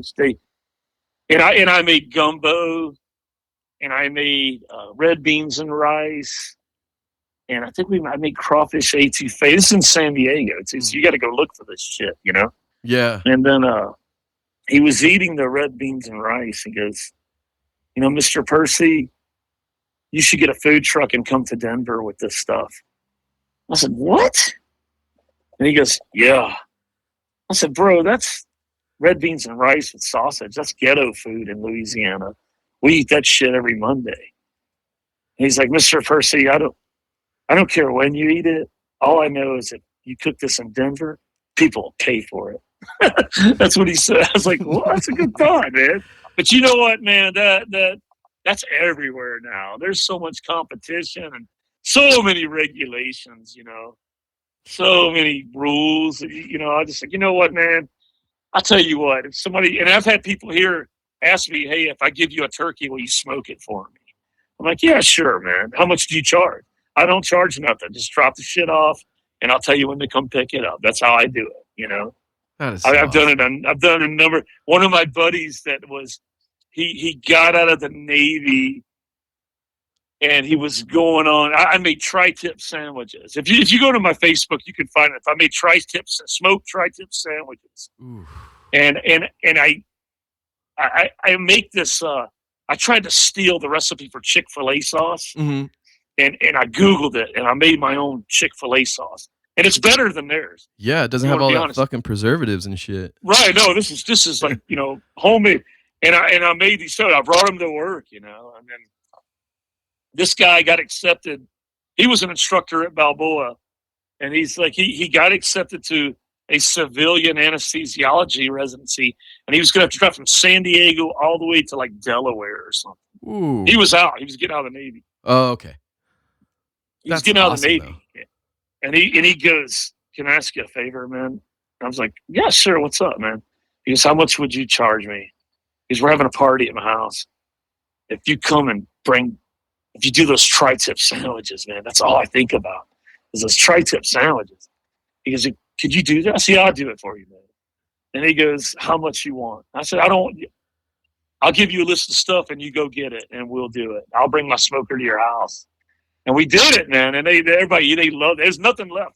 There was nothing left. I made like me, him, and one of his buddies. We made like 50 of these fucking sandwiches. Jeez. And I just like the feeling. Yeah. I like the feeling of people eating your food and loving it. I like that feeling. It's fun. It is. It's like painting a picture and people coming in and looking at it and saying, that's a good picture, man. That's badass. And that's what I like about it, you know. And then it's just one of my hobbies, man. I joined a hunting club. I hunt deer out here.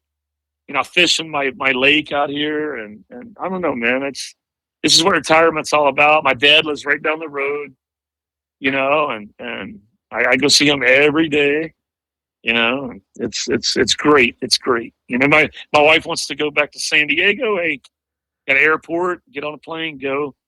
I'll pick you up in a week, you know.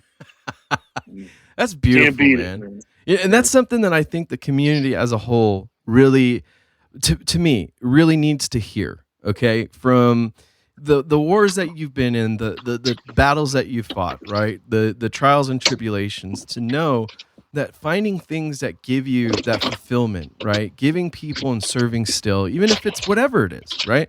Finding that sense of passion or purpose within a hobby, within a thing, going hunting, going fishing. cooking, smoking, all of those beautiful aspects of existence. On this weekend, I really think it's so much more important to remember, because as we're going and getting our deals on our mattresses, on our trucks, or whatever it is, getting back home with those group of people that mean the most, and to connect us with beautiful things like food and story and relationship. And honestly, bro, this has been one of the best fucking episodes that I've had in a very long time. Not just because of my personal stuff, that's right? awesome. It is, because it's not just my personal stuff. I see this as a potential for all the FMF corpsmen out there, because I guarantee you your name proliferates, okay? And if it's not, Frank the Tank. It used to. I don't know if it does anymore. You'd be surprised. Like, that's the thing, is like, you never know who's listening or from what angle they're listening in, right? And some of the people that I've had these conversations with, about culture and the military and service, we didn't serve together, but we relate very much so. Me and you were there, right? I remember the day you pinned me, right? All of those events, all of those things, and to see it where you're home now, you're enjoying your life, albeit, sure, tough days come and go, but being able to focus on those beautiful things that matter. Because one of the things that I always like to say is, if we don't have good examples, how do we expect to do what it is that others are doing, right? And as a young man, looking up at you like you did your Vietnam era HM1, right? I go, that was us. Like, my generation, we looked up to you and saw it like, holy fuck, and to go, hey, this is what you got to do. Just learn how to smoke some meats, right? Be a genuine dude, right? An authentic brother, and just carry that fucking torch forward. But man, I really want to wrap it up around here, because I want to have you on more often. Any kind of shout outs, dedications, any last words that you really want to leave our listeners off with? No, I just say that, the most important thing to do is set goals. If you don't have a goal, man, you don't have a direction, and work on it. But at the same time, do the things that make you happy. They say, you've heard this a million times, man. They say, if you find a job that makes you really happy, you never work a day in your life. And that's kind of how it was for me in the military, in a lot of ways, a lot of duty stations. But just try to find something that makes you happy, and like I always told every class that I ever taught, I yell at them, and I mess with them, but I always end it with, hey guys, I care about each and every one of you. And I know I bust your balls, but we're all in this together. We're in the, I'm not anything greater than you. We're all in it together. I care about all of you. And I always said that to them. And I don't know, man, I guess I would say, yeah, if you're a young person and you're still focusing on something, set your goals, look at yourself in the mirror and ask yourself what you did to get closer to it. If you're like me and you're retired and you're old, I'm 54, I'm not 80, but find something that makes you happy and kick back, man. Just go with the flow. All we can do is give advice. If someone has a question about medicine, a career in medicine, the Navy, the Marine Corps, I'll answer every question they have. And that's all I can do. And if the Chinese invade Pineville, Louisiana, yeah, I'll bust out my weapon. But until that day comes, all I can do is give advice, Yeah. And once again, thank you for having me on here on this hallowed, weekend. It's a good time. Every time, even when I talked to you last time, we end up talking for 2 hours. Yeah. It's funny. It's funny, dude. But we shared a good experience. We went, that was a traumatic for anybody, it was a traumatic experience for anybody, what we went through. And you've done a lot with it. You've done a lot with yourself, with your podcast. That's good shit, good stuff. It's the same thing, like you said, man. It's all I can do, right? Is just hope and pray and do what I can do as best as I can. Like I really like to get into cooking because, podcasting has been my hobby for a while now. And to genuinely connect with the audience and share these beautiful stories, especially on this weekend, where people that are looking forward to, every aspect of what it means to celebrate life, I honestly step back and I go, man, these days, right, we also have to be able to celebrate death, right? Look at it as the ultimate sacrifice that it is. Give honor, give reverence, right? And then get out there and live life to the fullest for them and in their name to lift them up. Because when I look back on these dates, like whenever we talk, I always go, man, I just fucking feel so alive reconnecting with my bros, right? It's that genuineness of the truth of what we experienced. Yeah, it was hella fucking traumatic. Yeah, it was really super bad. All of these things happen, right? But when we connect and we can move forward together and teach and provide and give that advice, whatever age group it is, right? When you said just kick back, relax, right? Reducing our stress loads as a culture, I think it's one of the most important facets of medicine in the next generations to come, because stress will kill you. Stress will fucking kill you. Absolutely. Well, alrighty then, bro. I'm going to go ahead and get this wrapped up here. And okay, brother. Thank you again for being on the Devil Doc Talk Show. That was Frank Percy, my bad. I don't see Percy. All the motherfucking, my mouth is, I'm losing my shit. Frank, this is what happens when you talk for 2 hours, right? You just fucking fuck up. Frank Percy, amazing friend, brother, United States Naval veteran, FMF doc, PA, trauma, so many amazing accomplishments. Be sure to check out Frank the Tank on all his stuff. Listen, like, and share the show. We'll be coming back with recipes soon. And thanks again, Frank, man. Always awesome. Anytime, brother. Thank you. Appreciate it. Internet, hello.